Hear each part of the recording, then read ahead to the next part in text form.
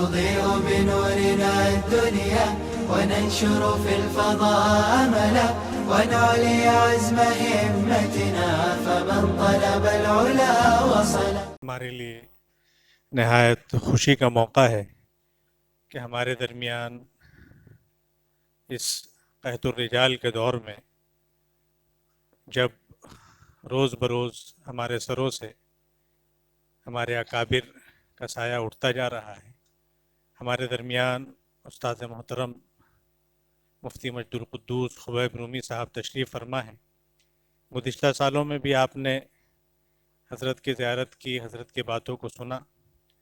حضرت کی جو خاص خصوصیت ہے، جو اس دور کے ہمارے موجودہ اکابر ہیں وہ بھی تسلیم کرتے ہیں، بلکہ حضرت سے درخواست بھی کرتے ہیں کہ آپ اپنی ان مجالس کو، اپنی ان باتوں کو محفوظ کرا لیا کیجئے، اس لیے کہ حضرت کے یہاں وہ چیزیں ملتی ہیں کہ اگر ہم 100-150 سال پیچھے جو ہمارے اکابر علماء دیوبند گزرے ہیں، حضرت کو ان کی ساری باتیں، ان کے مجالس، ملفوظات آپ کو محفوظ ہیں، اور آپ کی خاص بات یہ ہے کہ آپ ان کے ملفوظ کو انہی کے الفاظ میں، انہی کے انداز میں بیان کرتے ہیں.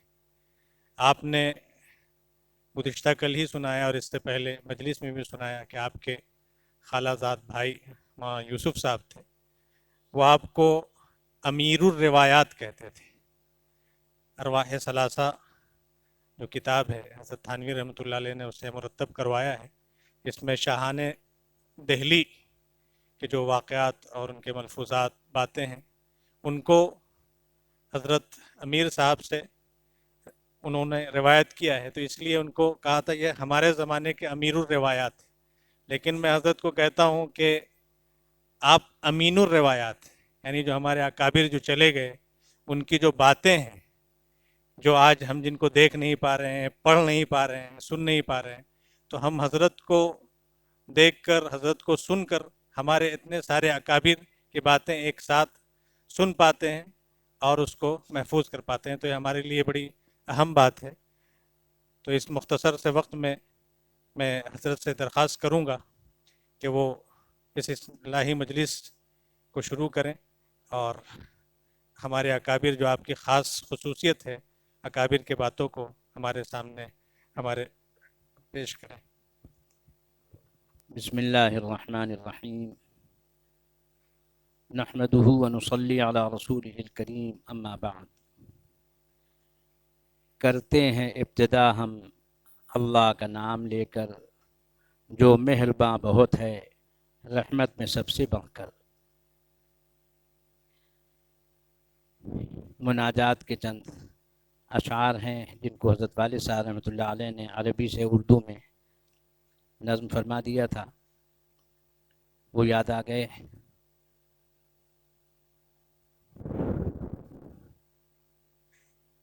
الہی عبدک العاصی اتاکا مقرم بالذنوب وقد دعاکا وَإِن تغفر فأنت لذاک اہل وَإِن تطرد فمن یرحم سواکا. گنہگار بندہ تیرے در پہ مولا، گنہگار بندہ تیرے در پہ مولا، گناہوں کا اقرار کر کے خدایا، جو بخشے تو اس کو تو ہے اہل تو ہی، تو جھلکے تو پھر کون اس کا خدایا.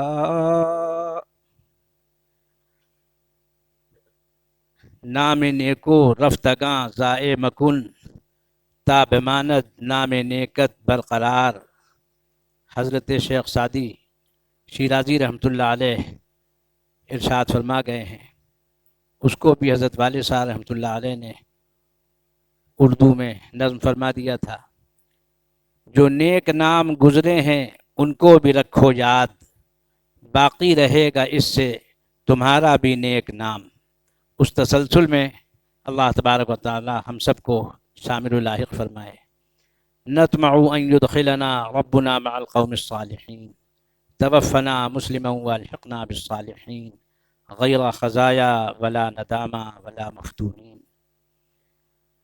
اللہ تبارک و تعالیٰ نے اس کی اہمیت ان الفاظ میں بیان فرمائی ہے۔ اعوذ باللہ من الشیطان الرجیم، بسم اللہ الرحمن الرحیم، لقد کان فی قصصہم عبرۃ لأولی الالباب۔ ان انبیاء امم سابقین کے قصے میں سمجھدار لوگوں کے لیے بڑی عبرت ہے۔ یہ ہمارے حکیم الامت، مجدد الملت، محی السنہ، قامع البدعہ حضرت مولانا تھانوی نور اللہ مرقدہ کا ترجمہ ہے کہ ان انبیاء امم سابقین کے قصے میں سمجھدار لوگوں کے لیے بڑی عبرت ہے۔ اب ظاہر ہے کہ انبیاء سابقین تو گزر چکے، حضور اقدس صلی اللہ تعالیٰ علیہ وسلم خاتم النبیین، سید المرسلین و خاتم النبیین ہیں۔ آپ کے بعد آپ کے وارثین ہی آئیں گے، تو ان کے لیے بھی یہی اصول رہے گا۔ حضرت تفسیر میں فرماتے ہیں ان انبیاء امم سابقین کے قصے میں سمجھدار لوگوں کے لیے بڑی عبرت ہے کہ اس سے عبرت حاصل کرتے ہیں کہ اطاعت کا یہ انجام ہے اور معصیت کا وہ انجام ہے، یہ اس سے سبق حاصل ہوتا ہے۔ ایک بات ہمارے حضرت علامہ شبیر احمد صاحب عثمانی رحمۃ اللہ علیہ نے ارشاد فرمائی ہے کہ یہ کوئی افسانہ یا ناول نہیں ہے، قرآن پاک یہ کوئی افسانہ اور ناول نہیں ہے، تاریخی حقائق ہیں جن سے عقل مندوں کو سبق لینا چاہیے۔ یعنی قرآن کریم جس میں یہ قصص بیان ہوئے ہیں، یہ کوئی جھوٹی اور بنائی ہوئی باتیں نہیں ہیں، بلکہ تمام پہلی سچائیوں کی تصدیق کرنے والا اور ہر ضروری چیز کو کھول کر بیان کرنے والا ہے۔ کیونکہ ایماندار اس سے نفع اٹھاتے ہیں، اس لحاظ سے ان کے حق میں خاص طور پر ذریعہ ہدایت و رحمت ہے۔ اسی طریقے سے فرمایا حضرت مولانا مفتی محمد شفیع صاحب رحمۃ اللہ علیہ نے کہ البتہ ان کے احوال سے اپنا حال قیاس کرنا ہے عقل والوں کو۔ یہ حضرت شیخ الہند رحمۃ اللہ علیہ کا ترجمہ ہے جو حضرت مولانا مفتی محمد شفیع صاحب دیوبندی نے اختیار کیا ہے۔ انہوں نے ازراہ احتیاط، آج کل تو ہر کس و ناکس نے قلم سنبھال لیا ہے، ہر کس و ناکس نے۔ حضرت مولانا مفتی محمد شفیع صاحب دیوبندی دارالعلوم دیوبند کے استاذ رہے، مفتی رہے اور اکابر کے معتمد علیہ رہے۔ یہ سب سے بڑی بات ہوتی ہے۔ طالب علم کی سعادت مندی کی بات یہ ہے کہ وہ اپنے استاذ کا معتمد علیہ ہو، اپنے بڑوں کا معتمد علیہ ہو۔ تو حضرت مولانا مفتی محمد شفیع صاحب دیوبندی کو یہ حیثیت حاصل ہے کہ وہ اپنے اساتذہ دارالعلوم دیوبند کے بھی معتمد علیہ ہیں اور اپنے شیخ و مرشد حضرت تھانوی رحمۃ اللہ علیہ کو بھی معتمد علیہ ہیں۔ تو فرماتے ہیں کہ البتہ یوسف علیہ تو حضرت نے ترجمہ تو حضرت شیخ الہند کا لیا اور اس کی تفسیر بیان القرآن سے خلاصہ تفسیر کے نام سے لی، اور پھر اس پر معارف و مسائل خود تحریر فرمائے۔ نہ ترجمہ خود کیا، نہ تفسیر خود کی۔ آج کل ہر شخص اللہ ماشاء اللہ، بہت خطرناک بات ہے۔ حضرت تھانوی رحمۃ اللہ علیہ فرماتے ہیں کہ تفسیر کا معاملہ بہت اہم ہے، بڑا نازک ہے، اور اس میں جس کو دیکھو وہ دخل دے دیتا ہے۔ یہ تفسیر بالرائے معمولی جرم نہیں ہے۔ فَلْيَتَبَوَّأْ مَقْعَدَهُ مِنَ النَّارِ کی وعید ہے کہ آدمی اپنی طرف سے کوئی تفسیر کر دے۔ احقر کا معمول اب یہ ہو گیا ہے کہ اب مجھے جو چیزیں یاد تھیں وہ تو یاد ہیں الحمدللہ، مگر جو چیزیں کتاب میں ہوتی ہیں ان الفاظ میں، ان کی تعبیرات میں جو تاثیر ہے اور جو ان کی تعبیر کا کمال ہے وہ ہمارے یہاں نہیں ہے، اس لیے میں اس کو سناتا ہوں۔ اور اس کی بھی تائید مجھ کو حضرت سے ملی۔ حضرت تھانوی رحمۃ اللہ علیہ فرماتے ہیں کہ ہمارے بزرگوں میں کئی بزرگ ایسے گزرے جو کتاب سے واز کہتے تھے، زبانی واز نہیں کہتے تھے۔ زبانی واز کہنے میں ضروری بات رہ جاتی اور غیر ضروری آ جاتی ہے، اور اس میں یہ رہتا ہے کہ حدود متعین رہتی ہیں کہ بس یہ کہنا ہے۔ اب آپ حضرات دعا فرمائیے میرے لیے بھی اور اپنے لیے بھی کہ جو کچھ کہا جائے وہ میرے لیے بھی نافع و مفید ہو اور آپ حضرات کے لیے بھی مفید و نافع ہو۔ تو حضرت فرما رہے ہیں کہ البتہ یوسف علیہ السلام اور ان کے بھائیوں کے قصے میں یا دوسرے انبیاء سابقین اور امم سابقہ کے قصوں میں عبرت اور نصیحت ہے ان عقل مندوں کے لیے جن کی عقل خالص ہے، ہر کس و ناقص کی عقل نہیں۔ اہل عقل کو چاہیے کہ اس قصے سے عبرت حاصل کریں کہ جس طرح یوسف کے بھائی یوسف کے مقابلے میں ناکام رہے، اسی طرح قریش محمد الرسول اللہ صلی اللہ علیہ وسلم کے مقابلے میں ناکام رہیں گے۔ یا یہ مطلب بھی ہے کہ امم سابقہ کے قصوں میں عبرت حاصل کریں، امم سابقہ کے قصوں سے عبرت حاصل کریں کہ اطاعت و معصیت کا کیا انجام ہوتا ہے۔ جس کی عقل خالص ہوتی ہے وہی ان واقعات سے عبرت پکڑتا ہے۔ اسی لیے ہمارے بزرگوں کی یہ سوچی سمجھی بات ہے، وہ فرماتے ہیں کہ یہ تو بہت کہا جاتا ہے، کہنا بہت آسان ہے کہ منقول و معقول ہونی چاہیے بات۔ حضرت نانوتوی رحمۃ اللہ علیہ کی خصوصیت ہمارے اساتذہ نے یہی نقل فرمائی کہ جو مسائل منقول ہوتے تھے حضرت ان کو معقول دلائل سے پیش کرتے تھے اور محسوس مثالوں سے پیش کرتے تھے۔ تو فرماتے تھے کہ عقل کا بھی ایک معیار ہے، وہ کس کی عقل؟ حضرات انبیاء کی عقل۔ آج ایک بہت عجیب بیماری پیدا ہو گئی ہے، اللہ تعالی ہم سب کی حفاظت فرمائے۔ میں نے اپنے والد صاحب اور اپنے اساتذہ اپنے بزرگوں سے سنا کہ دین ہمارے بڑوں نے جیسے اپنے چھوٹوں کو سمجھایا سکھایا اسی طریقے سے انہوں نے آگے اس کو پہنچایا۔ اب یہ اس وقت ہو گیا ہے مطالبہ چھوٹوں کا کہ ہم کو دین ویسے سمجھاؤ جیسے ہم سمجھنا چاہتے ہیں۔ تو اس کا نقصان کیا ہوگا؟ آپ کو تو بظاہر بہت اچھی بات معلوم ہے کہ ہم نے صاحب بالکل اس کی فہم کے مطابق کر دیا، لیکن اس پر علامہ سید سلیمان ندوی رحمۃ اللہ علیہ کی بات یاد آ گئی۔ آپ حضرات کو بار ہو سکتا ہو، مگر مجھے جس وقت جو بات یاد آ جاتی میں اسی وقت اس کو بیان کر دوں گا، پھر وہ رہ جاتی۔ علامہ سید سلیمان ندوی رحمۃ اللہ علیہ سے ان کے ایک شاگرد رشید نے لکھا کہ آپ فلاں صاحب جو بڑے لکھاؤ تھے، لکھنے میں بڑے ماہر، ان کو رئیس القلم کہا سمجھا جاتا تھا، کہ اگر آپ ان کے ساتھ مل کر کام کریں تو بڑا کام ہو، امت کا بڑا فائدہ ہو۔ تو سید صاحب نے لکھا کہ یہ چیز ایک فلاں صاحب کے اندر بھی تھی، مگر وہ آزاد رو تھے اور ان کا علم اصطلاحی نہیں تھا، تو میں ان کے ساتھ مل کر میں نے کام نہیں کیا، اور ان کے ساتھ بھی نہیں، اور ادعا مزید ہے ان کے اندر، ادعائی مزاج ہے، ادعا و تعلی جو تکبر کا شعبہ ہے۔ تو فرمایا کہ خاص چیز جو سید صاحب نے پکڑی ہے وہ ہے بڑی اہم بات۔ فرمایا کہ جن لوگوں کو اسلوب خطابی پر قدرت ہوتی ہے وہ عام فہم بات کہہ دیتے ہیں، لیکن بسا اوقات وہ اصل حقیقت سے بالکل دور ہوتی ہے، وہ چیز منسوس نہیں ہوتی ہے، منقول نہیں ہوتی ہے۔ میں ایک دفعہ حضرت مولانا سید حامد حسین صاحب امروہوی ثم تھانوی کی خدمت میں حاضر ہوا، ان کے شاگرد رشید حضرت مولانا عبد الرحمن صاحب حیدرآبادی کے ساتھ۔ انہوں نے حضرت مولانا حفظ الرحمن صاحب سہاروی اور دوسرے بزرگوں کی کتاب جو قصص القرآن ہے اس سے خلاصہ نکالا تھا، اور ہدایت کے چراغ کے نام سے کتاب لکھی تھی 2 جلدوں میں۔ اس کا کتابت شدہ مبیضہ لے کر اپنے استاذ حضرت مولانا سید حامد حسین کی خدمت میں حاضر ہوئے، میں ساتھ تھا، اور کہا حضرت اس کے لیے دعا فرما دیں، اللہ تعالیٰ اس کو قبول فرمائے۔ حضرت نے ہاتھ کتاب میں لی، کتاب ہاتھ میں لے کر فرمایا یہ کیا ہے؟ بالکل آخر زمانہ تھا حضرت کا۔ ان کا حضرت یہ ہدایت کے چراغ ہیں، قرآن پاک کی جو تفسیروں میں چیزیں اس کو میں نے جمع کیا ہے۔ فرمایا جو کچھ اس میں منقول ہو اللہ تعالیٰ کے ہاں مقبول ہو، اور جو غیر منقول ہو نفسانی اور شیطانی اثر سے آ گیا ہو اللہ تعالیٰ اس کو مردود فرمائے۔ یہ کہہ کر کتاب ان کو دے دی۔ منقول تو مقبول اور منقول نہ ہو تو مردود، یہ بد دعا۔ حضرت مولانا سید حامد حسین صاحب بھی بہت عجیب آدمی تھے، بڑے عمدہ حافظ قرآن، اور از میزان تا بخاری بہت اچھے مدرس، اور دارالعلوم دیوبند حضرت نے نہیں دیکھا تھا۔ میں نے پوچھا حضرت آپ نے دارالعلوم دیوبند نہیں دیکھا؟ فرمایا نہیں، مجھے کیا ضرورت، مجھے استاذ کامل مل گیا وطن میں امروہہ میں، حضرت مولانا حافظ عبد الرحمن امروہوی اور ان کے رفقا، تو مجھے کسی استاذ کے پاس جانے کی ضرورت نہیں پڑی، معقول و منقول میں نے سب ان سے پڑھا۔ اور پھر حضرت تھانوی رحمۃ اللہ علیہ سے تربیت و اصلاح پائی، فرمایا شیخ کامل ملا تو مجھے ادھر ادھر بھاگنے کی کیا ضرورت۔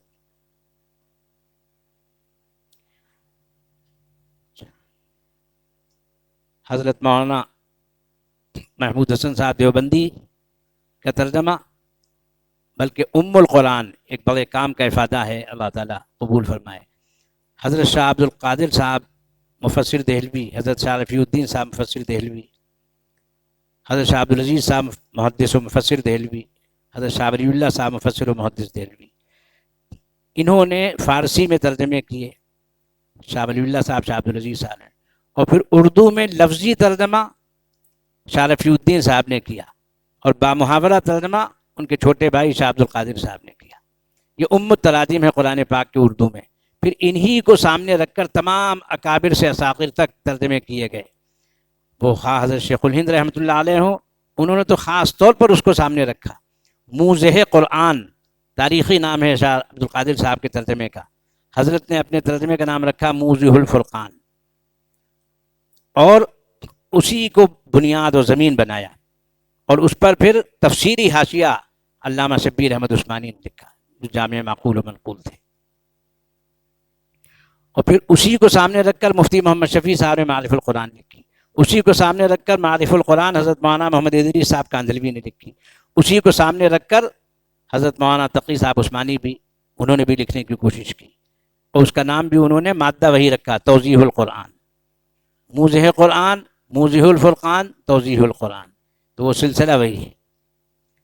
تو یہ تو میں نے تبرکاً سب سے پہلے قرآن پاک میں کیا چیز آئی ہے، وہ چونکہ ام الکتاب ہے۔ احقر کے جد امجد حضرت مولانا محمد سراج الحق صاحب مشری شہری رحمۃ اللہ علیہ نے لکھا ہے کہ اگر اس امت کی کوتاہیاں جمع کی جائیں، ان کی فہرست لکھی جائے، تو سر فہرست جو چیز لکھی جائے گی وہ قرآن پاک سے بے توجہی ہے، کہ قرآن پاک کے الفاظ، معانی، اس کے مدلولات، احکام، مسائل، سب کے سلسلے میں جو توجہ ہونی چاہیے وہ دنیا بھر کی کتابوں کے ساتھ ہے، مگر قرآن پاک کے ساتھ نہیں ہے۔ تو یہ فرماتے تھے کہ بھائی قرآن پاک کی شکایت ویسے ہی نہیں ہوگی کہ میری قوم نے اس کو چھوڑ دیا تھا، تو یہ جو چیز ہے کہ اس کو ہم نے متروک و مہجور بنا کر چھوڑ دیا ہے، تو یہ نہ ہو، اس لیے سب سے پہلے قرآن پاک سے بات عرض کی گئی۔ دوسری چیز مجھے تبرکاً یاد آ گئی کہ احقر کے بڑے مخلص متواضع استاذ حضرت مولانا سید محمد عاقل صاحب سہارنپوری رحمۃ اللہ علیہ بھی قریب میں ان کا انتقال ہوا۔ احقر سے آخری ملاقات 1.5-2 گھنٹے کی ہوئی، اس وقت بھی حضرت نے فرمایا یہ چیزیں جو آپ نے 1.5-2 گھنٹے تک بیان کی میں تو بالکل ذہن ہی میں نہیں ہے۔ میں نے کہا حضرت آپ تو فارغ ہو چکے، اب تو آپ سب پہنچا چکے ہیں، اب پہنچانے والے پہنچائیں گے۔ نہیں، یہ چیزیں آپ لکھ دیجئے، یہ چیزیں لکھوا دیجئے، اس کو محفوظ کر دیجئے۔ تو میں نے چند سال پہلے 1443 ہجری میں حضرت سے درخواست کی تھی کہ حضرت ہمارے استاذ الاساتذہ حضرت شیخ الحدیث مولانا محمد زکریا صاحب کاندھلوی رحمۃ اللہ علیہ نے اوجز المسالک میں، اور حضرت مولانا محمد عاشق الہی صاحب بلند شہری نے حضرت شیخ کی فرمائش پر وصایا امام اعظم جمع کیے تھے، اس میں بھی، اور الدر المنضود شرح تقریر ابی داود میں مولانا محمد عاقل صاحب نے یہ 5 حدیثیں منتخب کی ہیں جو طالبین و سالکین کے علم و عمل کے لیے ہیں۔ امام ابو داؤد سجستانی ارشاد فرماتے ہیں کہ میں نے نبی اکرم صلی اللہ علیہ وسلم کی 5 لاکھ حدیثیں لکھی تھیں، ان میں سے 4800 کا انتخاب کر کے اپنی سنن میں ذکر کیا ہے۔ پھر ان 4800 حدیثوں میں سے صرف 4 حدیثوں کا انتخاب کیا، اس لیے کہ 4 حدیثیں ایسی ہیں جو انسان کے لیے، انسان کے دیندار بننے کے لیے کافی ہیں، اس کے عمل کے لیے کافی ہیں۔ پہلی حدیث انما الاعمال بالنیات، سب اعمال کا دار و مدار، تمام اعمال کا دار و مدار نیت پر ہے۔ اللہ تبارک و تعالی ہم سب کو حسن نیت نصیب فرمائے۔ دوسری حدیث ہے من حسن اسلام المرء ترکہ ما لا یعنی، انسان کے اسلام کی ایک خوبی یہ ہے کہ جو چیز دنیا یا آخرت میں اس کے لیے فائدہ مند نہ ہو اس کو چھوڑ دے۔ والد صاحب رحمۃ اللہ علیہ نے اس کا ترجمہ کیا، حضرت مولانا صدیق احمد صاحب باندوی جو احقر کے ابتدائی استاذ تھے، وہ فرماتے تھے کہ آپ والد صاحب سے فرمائش کرتے رہا کیجیے، وہ ترجمہ بہت اچھا کرتے ہیں منظوم، ہر آدمی کو اس پر قدرت نہیں ہوتی، عام فہم سلیس۔ خوبی اسلام مسلم ہے یہی چھوڑ دے وہ سارے لایانی امور. یہ اس حدیث شریف کا مضمون ہے. تیسری حدیث ہے لا یکون المؤمن مؤمنا حتی یرضی لاخیہ ما یرضی لنفسہ. تم میں سے کوئی شخص مومن نہ ہوگا جب تک کہ اپنے مسلمان بھائی کے لیے وہی چیز پسند نہ کرے جو اپنے لیے پسند کرتا ہے. چوتھی حدیث جس کا عمل کے لیے مشعل راہ بنانا ضروری ہے. الحلال بین والحرام بین وبینہما مشتبہات فمن اتقى الشبہات استبرأ لدینہ وعرضہ. بلا شبہ حلال بھی ظاہر ہے اور حرام بھی ظاہر ہے، اور دونوں کے درمیان شبہ کی چیزیں ہیں جن کو بہت سے لوگ نہیں جانتے. سو جو شخص شبہات سے بچا اس نے اپنے دین اور اپنی عزت و آبرو کو محفوظ کر لیا. حضرت امام اعظم ابو حنیفہ رحمۃ اللہ علیہ نے ان 4 حدیثوں کے ساتھ ساتھ ایک اور حدیث کا بھی انتخاب فرمایا ہے، اور وہ حدیث یہ ہے المسلم من سلم المسلمون من لسانہ ویدہ. کامل مسلمان وہ ہے جس کی زبان اور ہاتھ سے دوسرے مسلمان محفوظ و سالم رہیں. یہ کل 5 منتخب حدیثیں ہیں جو 5 لاکھ حدیثوں کا لب لباب اور انتخاب ہیں. اللہ تبارک و تعالی ہم سب کو ان کا استحضار نصیب فرمائے. اللہم وفقنا لما تحب وترضى من القول والعمل والفعل والنیت والہدی انک علی کل شیء قدیر. اے قرض جس سال دور حدیث شریف میں تھا اس سال اپنے اساتذہ کے لیے ایک ایک شعر کہا تھا. تو حضرت مولانا عاقل صاحب کے لیے جو شعر کہا تھا وہ یہ ہے: نیک سیرت مدرس عاقل ان کی ہر بات دین کا حاصل. اس وقت میں نے کہا تھا علم کا حاصل، اب اس میں تھوڑی سی تبدیلی کر دی. نیک سیرت مدرس عاقل ان کی یہ بات دین کا حاصل. اور اس وقت کہا تھا نیک سیرت مدرس عاقل ان کی ہر بات علم کا حاصل. وہ چاہتے تھے علم کس طریقے سے گھول کر پلا دیں اور سہل سے سہل کر دیں. اخر نے آخری ملاقات میں جو بات حضرت مولانا سے عرض کی وہ آپ کو بھی سنا دیتا ہوں. میں نے عرض کیا کہ حضرت مظاہر العلوم کی قسمت میں 3 شخصیتیں شروع سے اب تک رہیں. فرمایا کون کون؟ میں نے کہا ایک فقیہ، دوسرے محدث، تیسرے مدرس. فرمایا پہلے کون؟ میں نے کہا حضرت مولانا سعادت علی فقیہ سہارنپوری جو حضرت مولانا قاسم صاحب نانوتوی کے استاد الاساتذہ ہیں. حضرت مولانا احمد علی محدث سہارنپوری کے استاد ہیں. حضرت مولانا احمد علی محدث سہارنپوری حضرت حاجی امداد اللہ صاحب کے استاد ہیں. حضرت نانوتوی کے استاد ہیں. حضرت گنگوہی کے استاد ہیں. حضرت مولانا محمد مظہر نانوتوی کے استاد ہیں. حضرت مولانا محمد یعقوب نانوتوی کے استاد ہیں. تو کوئی بچا نہیں. اور خود ان کا تعلق کس سے ہے؟ حضرت شاہ عبدالعزیز و شاہ اسحاق محدث دہلوی سے. اور استرشاد کا تعلق، بیعت کا تعلق حضرت سید احمد شہید رحمۃ اللہ علیہ سے. ایک دفعہ ہمارے حضرت مولانا سعید احمد صاحب پالنپوری نے تحریر فرمایا، اس کو پڑھا تو میں نے عرض کیا، انہوں نے لکھا تھا کہ دیوبندیت کی بنیاد حضرت نانوتوی اور گنگوہی ہے.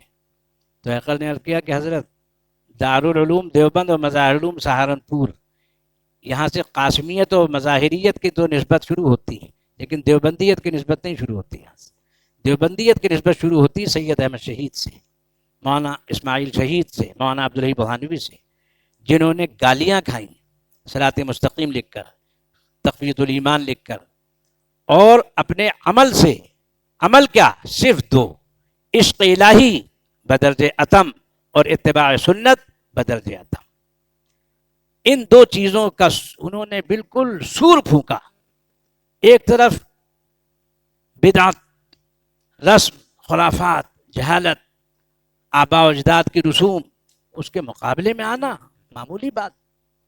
علامہ شبیر احمد عثمانی سے ان کے پھوپھی زاد بھائی ہیں مفتی محمد شفیع صاحب، یہ دونوں آپس میں پھوپھی زاد ماموں زاد بھائی ہیں، استاد شاگرد بھی ہیں. تو علامہ شبیر احمد صاحب سے عرض کیا کہ حضرت حدیث شریف میں یہ جو آتا ہے کہ کون شخص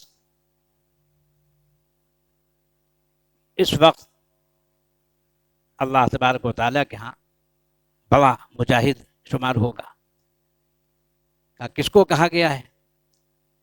کہا کہ جو ظالم بادشاہ کے سامنے کلمہ حق کہہ دے، کلمۃ حق عند سلطان جائر، اس کو فرمایا گیا کہ افضل المجاہدین، افضل جہاد کرنے والا ہے. تو ان کا حضرت جب سلطنت ہی نہیں رہ گئی، سلاطین نہیں رہ گئے، تو اب یہ جہاد بھی ختم ہو گیا.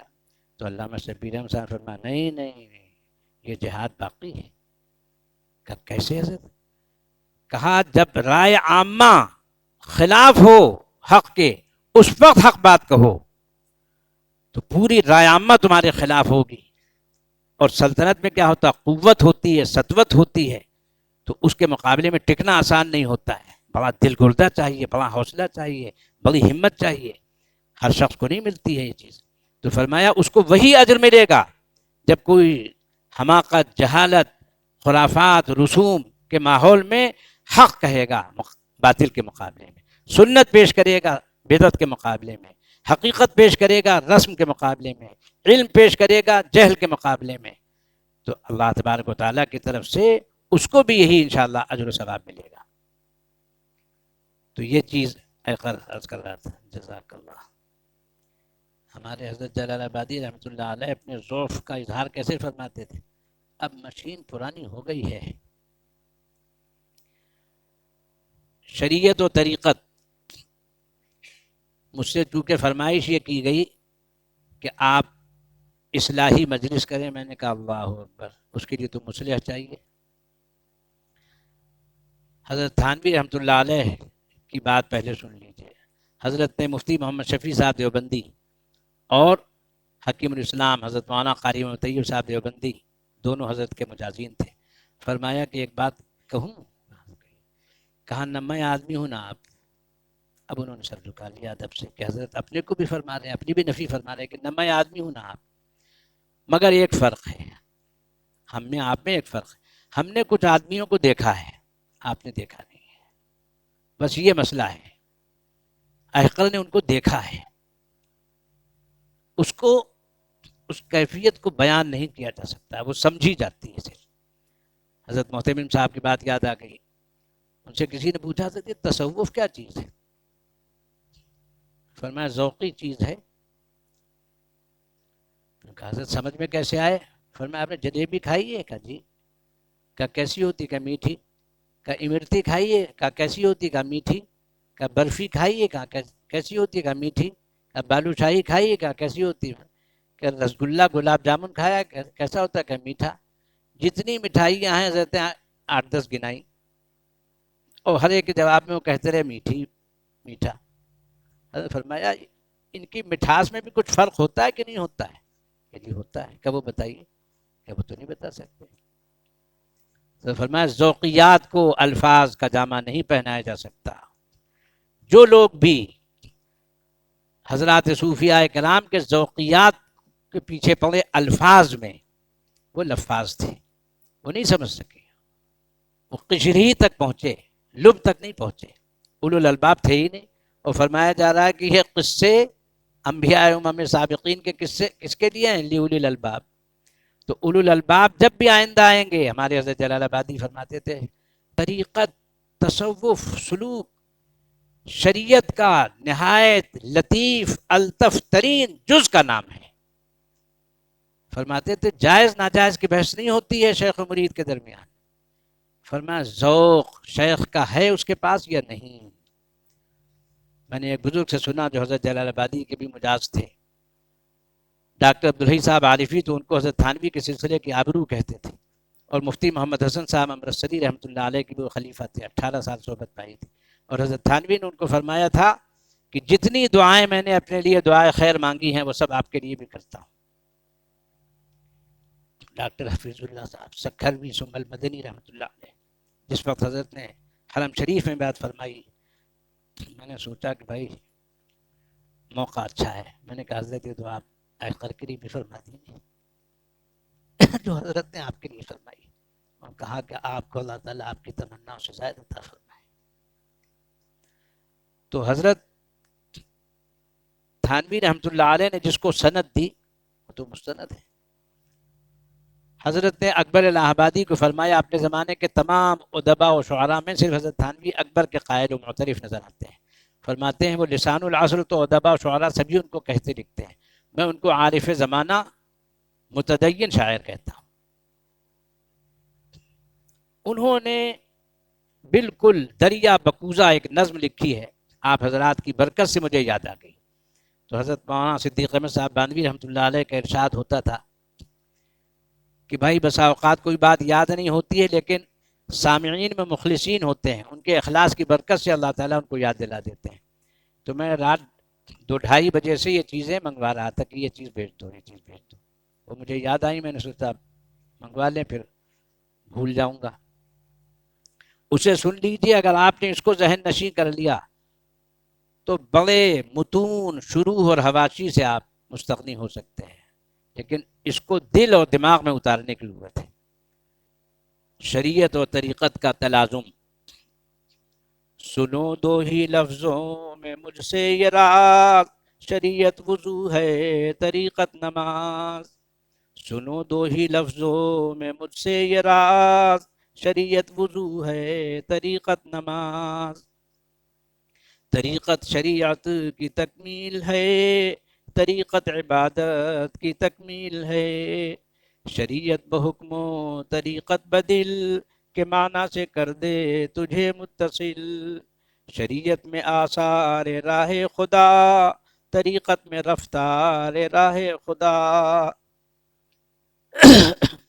طریقت شریعت سے ہے صف بصف، طریقت شریعت سے ہے صف بصف، وہ ہے موج دریا یہ دریا میں کف۔ شریعت سے ہے ظلمت کفر دور، شریعت سے ہے ظلمت کفر دور، طریقت میں فطرت کا ظاہر ہے نور۔ شریعت کرے گی بصیرت کو صاف، طریقت میں ہے حسب مذاق انکشاف، طریقت میں حسب مذاق انکشاف۔ شریعت کرے گی بصیرت کو صاف، شریعت میں حسب مذاق انکشاف۔ شریعت تو ایک عام قانون ہے، طریقت کا ایک خاص مضمون ہے۔ شریعت میں لازم اطاعت ہوئی، طریقت میں شرط ارادت ہوئی۔ حضرت گنگوہی کی بات یاد آ گئی، حضرت فقیہ النفس ہیں اور ہمارے جملہ اکابر علماء دیوبند کے مرشد ہیں، مصلح ہیں۔ ایک طالب علم حضرت کی خدمت میں آتا تھا، طالب علم جو خدمت میں آتے ہیں بے تکلف ہو جاتے ہیں، کہتا تھا حضرت مرید کر لیجیے۔ حضرت فرمایا ارے مولے ہوئے ابھی نہیں، پہلے پڑھو لکھو۔ تو کہتا ہے حضرت مجھے مرید کر لیجیے۔ اب میں پڑھتا ہوں۔ حضرت فرمایا مرید کے معنی کیا ہے؟ کہنے لگا باب افعال سے، اس میں فاعل کا صیغہ ہے، ارادہ کرنے والا۔ حضرت فرمایا دیکھا میں نے کہا تھا باولا ہے۔ باب افعال کی ایک خاصیت سلب ماخذ بھی ہے، فرمایا اپنے ارادے کو سلب کرنے والا تب مرید بنتا ہے۔ حکیم اختر صاحب بہت اچھی عام فہم مثال دیتے تھے، کہتے تھے درکان نمک رفت، ہر کے درکان نمک رفت نمک شد۔ تو گدھا جو ہے وہ اگر نمک کے کان میں گر جائے تو گدھا نہیں رہتا، نمک ہو جاتا ہے۔ کہتے ہیں مگر اگر وہ ڈھینچو ڈھینچو بولتا رہے تو پھر گدھا ہی رہتا ہے، پھر نمک نہیں بنتا ہے۔ کہ اپنی ماہیت تبدیل کرنی پڑتی ہے، فنا ہونا پڑتا ہے۔ شریعت میں لازم اطاعت ہوئی، طریقت میں شرط ارادت ہوئی۔ شریعت تو ہے دید نور بھی، طریقت بنی روح کی دور بھی۔ شریعت تو ہے دید نور بھی، طریقت بنی روح کی دور بھی۔ شریعت ہے ایک شمع محفل فروز، طریقت ہے ایک شعلہ وہم سوز۔ شریعت ہے مہر سپہر ہدا، طریقت کا رخصو حب خدا۔ شریعت ہے جان اور طریقت نشاط، شریعت ہے منزل طریقت ربات۔ شریعت غذا ہے طریقت دوا، شریعت چمن ہے طریقت ہوا۔ ہمارے حضرت جلال آبادی بھی یہ جملہ اکثر فرمایا کرتے تھے، عبادت میں جی لگے سمجھو غذا ہے، جی نہ لگے سمجھو دوا ہے۔ شریعت عبادت ہے اللہ کی، طریقت محبت ہے اللہ کی۔ شریعت کی خدمت کا سب سے لگاؤ، طریقت کی لذت پہ من یشاء۔ شریعت میں ہے نار و جنت کا رنگ، طریقت میں ہے وصل و فرقت کا رنگ۔ شریعت کتابوں کی ہے محتمل، اس کو اگلے مصرے کی وجہ سے محتمل نہیں پڑھیں گے، یہ بھی پڑھا جا سکتا ہے۔ شریعت کتابوں کی ہے محتمل، طریقت میں ہے در سے الواح دل، شریعت طریقت میں تو کیوں الجھ، وہ قرآن ہے یہ اور یہ اس کی سمجھ، وہ قرآن ہے اور یہ اس کی سمجھ۔ بہت زوردار بات ہے۔ شریعت طریقت میں تو کیوں الجھ، وہ قرآن ہے اور یہ اس کی سمجھ، سخن سنجیاں گو ہو میری درست، مگر قول سعدی نہایت ہے چست۔ شیخ شہاب الدین سہروردی کے خلیفہ ہیں، مرید ہیں، خلیفہ ہیں شیخ سعدی شیرازی۔ سخن سنجیاں گو ہو میری درست، مگر قول سعدی نہایت ہے چست، طریقت بجز خدمت خلق نیست، بتسبیح و سجادہ و دلق نیست، محال است سعدی کے راہ خدا، تو عرفت جز بر پہ مصطفیٰ۔ ہمارے حکیم الامت حضرت تھانوی رحمۃ اللہ علیہ کی بات حضرت جلال آبادی رحمۃ اللہ علیہ بھی نقل فرمایا کرتے تھے، اور حضرت کے ہاں میں نے پڑھا بھی کتابوں میں، حضرت فرماتے تھے کہ یہ کتابیں شیخ سعدی شیرازی کی ابتدا میں پڑھا دی جاتی ہیں، اس وقت تو حفظ کرا دی جائیں اور پڑھی جائیں فراغت کے بعد، فرمایا تب سمجھ میں آتی، تب سمجھ میں آئیں گی۔ حضرت مولانا ابرار الحق صاحب حقی رحمۃ اللہ نے فرمایا تھا کہ میں نے حضرت سے حدیث کی درخواست کی کہ حدیث پڑھ لوں، آپ سے فرمایا کہ ہم سے تصوف کی کوئی کتاب پڑھ لو، بند نامہ پڑھ لو، حدیث تو محدثین سے دارالعلوم مظاہر علوم میں پڑھتے ہو، یعنی یہ چونکہ خاص چیز ہے، مغز ہے، اس کے بغیر بقول ہمارے استاذ مفتی مظفر حسین صاحب، ان کو حضرت مولانا اسد اللہ صاحب رحمۃ اللہ علیہ نے نصیحت فرمائی، دیکھو بیٹے ہمیشہ تسبیح اپنی جیب میں رکھنا، چاہے تمہارا نفس تم کو ریاکار سمجھے اور چاہے دوسرے لوگ بھی ریاکار کہیں، کچھ اشارے کنائے کریں، لیکن تسبیح پڑھنا یہ مذکرہ ہے، جیب میں رکھنا۔ اور فرمایا اس سے تو ذکر کی توفیق ہوگی، اور فکر کی درستی کے لیے ہمارے حضرت تھانوی رحمۃ اللہ علیہ کی چیزوں کو پڑھتے رہنا۔ میں نے پوچھا کہ حضرت یہ جو آپ مجھ سے تقریباً 20-25 سال فرماتے تھے اب کوئی کتاب حضرت کی لاؤ تو اصل بات سنائی جائے، تو فرمایا جو میں آپ سے فرمائش کرتا ہوں یہ اسی کی وجہ سے، تاکہ اس بہانے حضرت کی چیزیں سن لیا کروں۔ میں نے پوچھا حضرت آپ نے ازمیزان تا بخاری، معقول و منقول کی سب کتابیں پڑھائیں، تو آپ کو بھی حضرت تھانوی رحمۃ اللہ علیہ کتابوں سے نفع محسوس ہوتا ہے؟ استاد نے بڑے اس سے فرمایا اہمیت،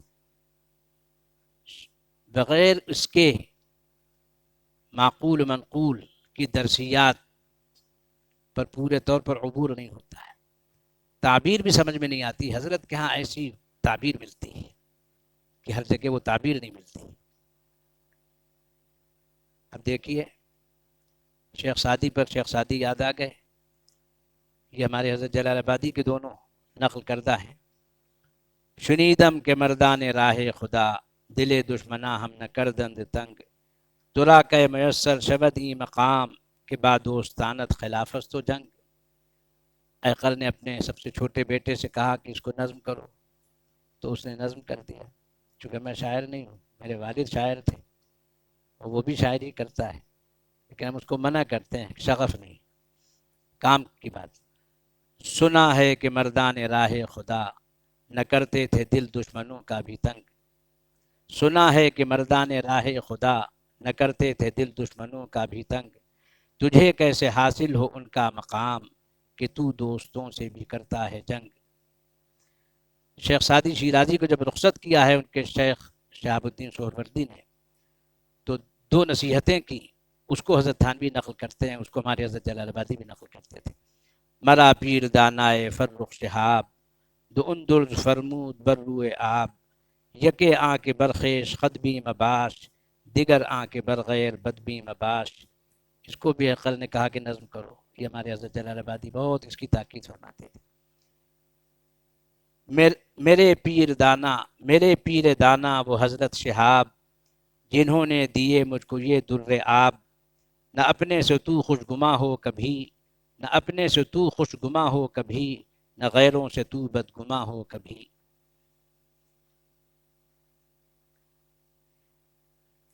نہ ہو اہل اس کا تو کیا اس کی قدر، خدا ہی کی مرضی سے ہے شرح صدر، شریعت میں دین اور ایمان ہے، طریقت میں تسکین و ایقان ہے، عبادت سے عزت شریعت میں ہے، عبادت کی لذت طریقت میں ہے۔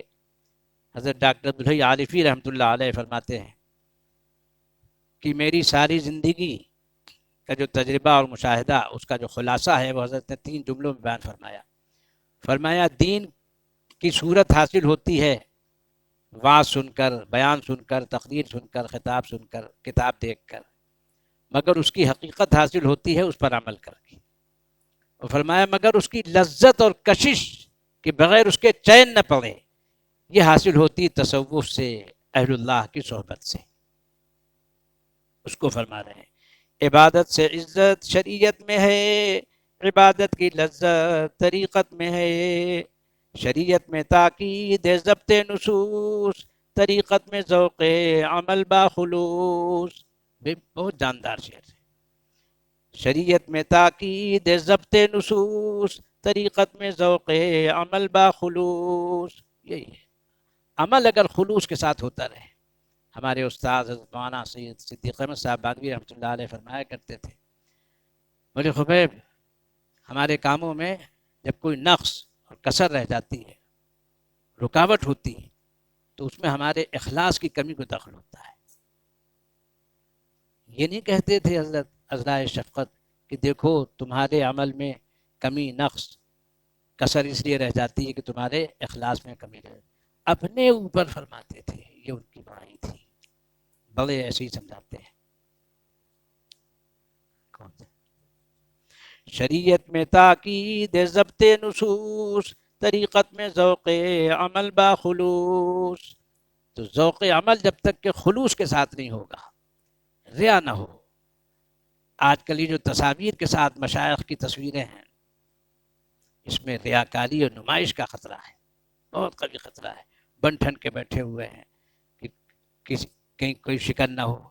ارے بھائی اگر ان سب چیزوں کی مشق کرو گے تو بقول ہمارے حضرت ہردوئی کے، اگر مدرسے میں حضرت تشریف لاتے اور وہاں صفائی سامنے سامنے ہوتی تو حضرت اس کو چھوڑ کر جاتے وضو خانے، غسل خانے، بیت الخلاء کی طرف اور مطبخ کی طرف پہلے جاتے اور فرماتے تھے بھائی مدخل اور مخرج کیسا ہے یہاں کا؟ فرماتے اس کی تو صفائی نہیں، تو فرمایا یہ تو ریاکاری کی مشق کرا دی کہ سامنے سامنے صاف کر دو۔ تو فرمایا تو طلبہ ریاکاری کی مشق کر لیں گے بھائی 8-10 سال پکے ہو جائیں گے۔ اور طریقت قدم ہے، شریعت ہے راہ، شریعت زباں ہے، طریقت نگاہ، شریعت در محفل مصطفیٰ، طریقت عروج دل مصطفیٰ، شریعت میں ہے قیل و قال حبیب، طریقت میں محو جمال حبیب، شریعت میں ارشاد عہد الست، طریقت میں ہے یاد عہد الست۔ یہ بھی بہت خاص بات کہہ رہے ہیں، شریعت میں ارشاد عہد الست، طریقت میں ہے یاد عہد الست۔ حضرت سہل تستری بڑے اولیاء اللہ میں گزرے ہیں، وہ فرماتے ہیں کہ مجھے حق تعالی شانہ کا وہ پوچھنا آج جو عالم ارواح میں ہوا تھا وہ لہجہ یاد ہے۔ الست بربکم، تو سب نے جب کہا تھا بلا، تو کہتے تھے مجھ کو یاد ہے۔ وہ فرماتے تھے الناس کلہم ہلکا الا العالمون، والعالمون کلہم ہلکا الا العاملون، والعاملون کلہم ہلکا الا المخلصون، والمخلصون علی خطر عظیم۔ حضرت مولانا شاہ ولی اللہ صاحب کو مضمون بے حد پسند تھا، اس کا بار بار تکرار کرتے تھے۔ حضرت مولانا صدیق صاحب بانوی رحمۃ اللہ علیہ کے ہاں میرے تایا صاحب حضرت مولانا عبدالرحمن جامی تشریف لائے۔ حضرت مولانا صدیق صاحب بعض کی فرمائش کیا کرتے تھے، تو انہوں نے جب ان سے فرمائش کی تو انہوں نے اسی پر بیان کیا تھا، خطبات الاحکام میں ہے، اس کو دیکھ کر سنایا، بیان کیا اس کو خاص طور پر، زبانی یاد تھا ان کو ارشاد۔ والد صاحب تشریف لائے تو والد صاحب سے کہا طلبہ کو کچھ نصیحت کر دیجیے۔ والد صاحب نے فرمایا کہ ہمارے اساتذہ ایک سبق مستقل اس کا تکرار کرتے تھے، العلم لا يعطيك بعضه حتى تعطيه كلك، علم تجھ کو اپنا ذرا سا بھی حصہ بعض بھی نہیں دے گا جز، جب تک کہ تو اپنا کل اس کے حوالے نہیں کرے گا۔ یہ حضرت شیخ الحدیث صاحب کی بھی نصیحت رہتی تھی ہمارے حضرت مولانا زکریا صاحب رحمۃ اللہ علیہ کی. شریعت شکر ہے طریقت زباں، شریعت شکر ہے طریقت زباں، کہ معنی کی لذت چکھے تیری جان. شریعت در محفل مصطفیٰ، طریق عروج دل مصطفیٰ. عبادت سے عزت شریعت میں ہے، محب کی لذت طریقت میں ہے. عبادت سے عزت شریعت میں ہے، محبت کی لذت طریقت میں ہے.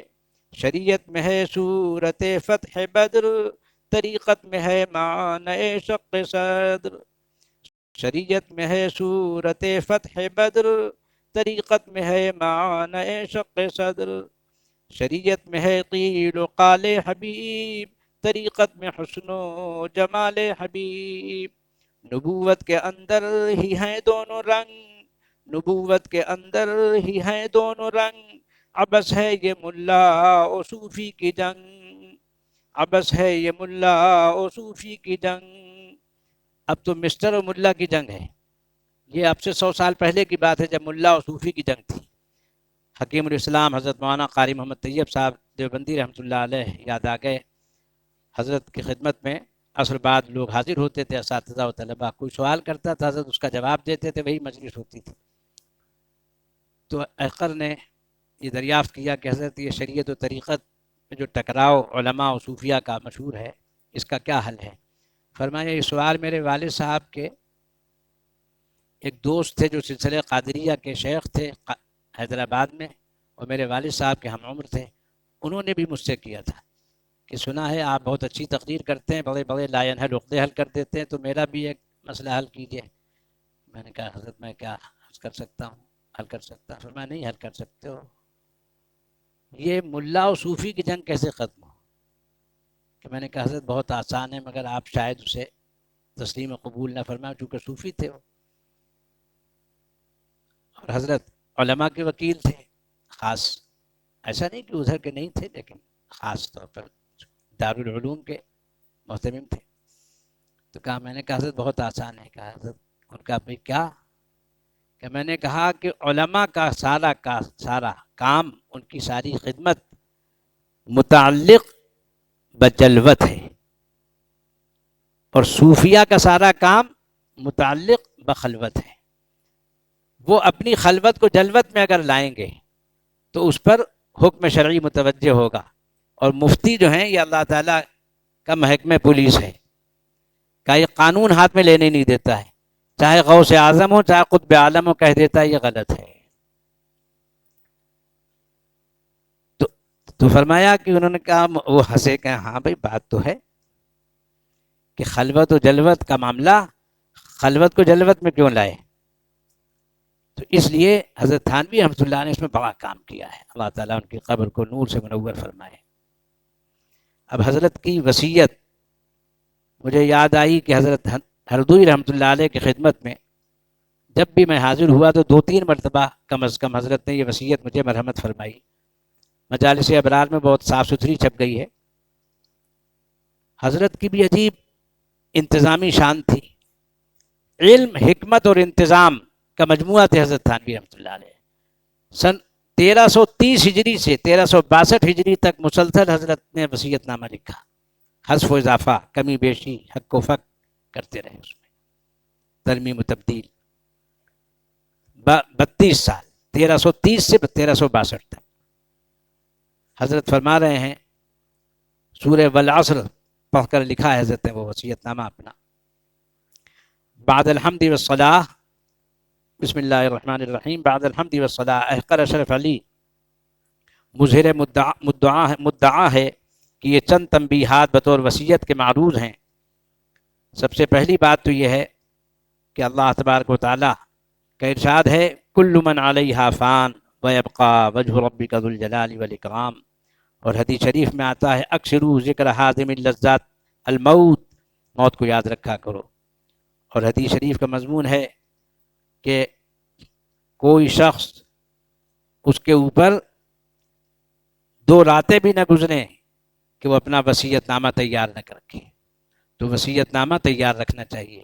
حیقر کے جد امجد حضرت مولانا محمد سراج الحق صاحب مشری شہری اسماعیل آبادی رحمۃ اللہ علیہ نے تقریباً 20 سال پہلے اپنے انتقال سے وصیت نامہ لکھا، اور کفن کی بھی تیاری اور ان چیزوں کی، خاص طور پر وصیت نامہ اپنے تکیے کے نیچے رکھتے تھے کہ اگر آدمی دیکھے تو فوراً اس کو مل جائے کیا کرنا ہے کیا نہیں کرنا ہے۔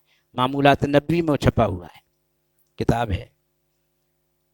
اس حدیث شریف سے حقوق واجبہ کی وصیت کا وجوب اور حقوق غیر واجبہ کی وصیت کا ندب اور استحباب بطور عموم مجاز کے مستفاد ہوتا ہے۔ نمبر 2، اس ناکارے کی عمر اس وقت قریب 50 سال کے آ گئی ہے، یعنی 4 ربیع الثانی 1330 ہجری کو پورے 50 سال ہو جائیں گے، اور اس وقت جو ہے حالت موجودہ ہے وہ ظاہر بات ہے کہ وہ اس کی متقاضی ہے۔ نمبر 3،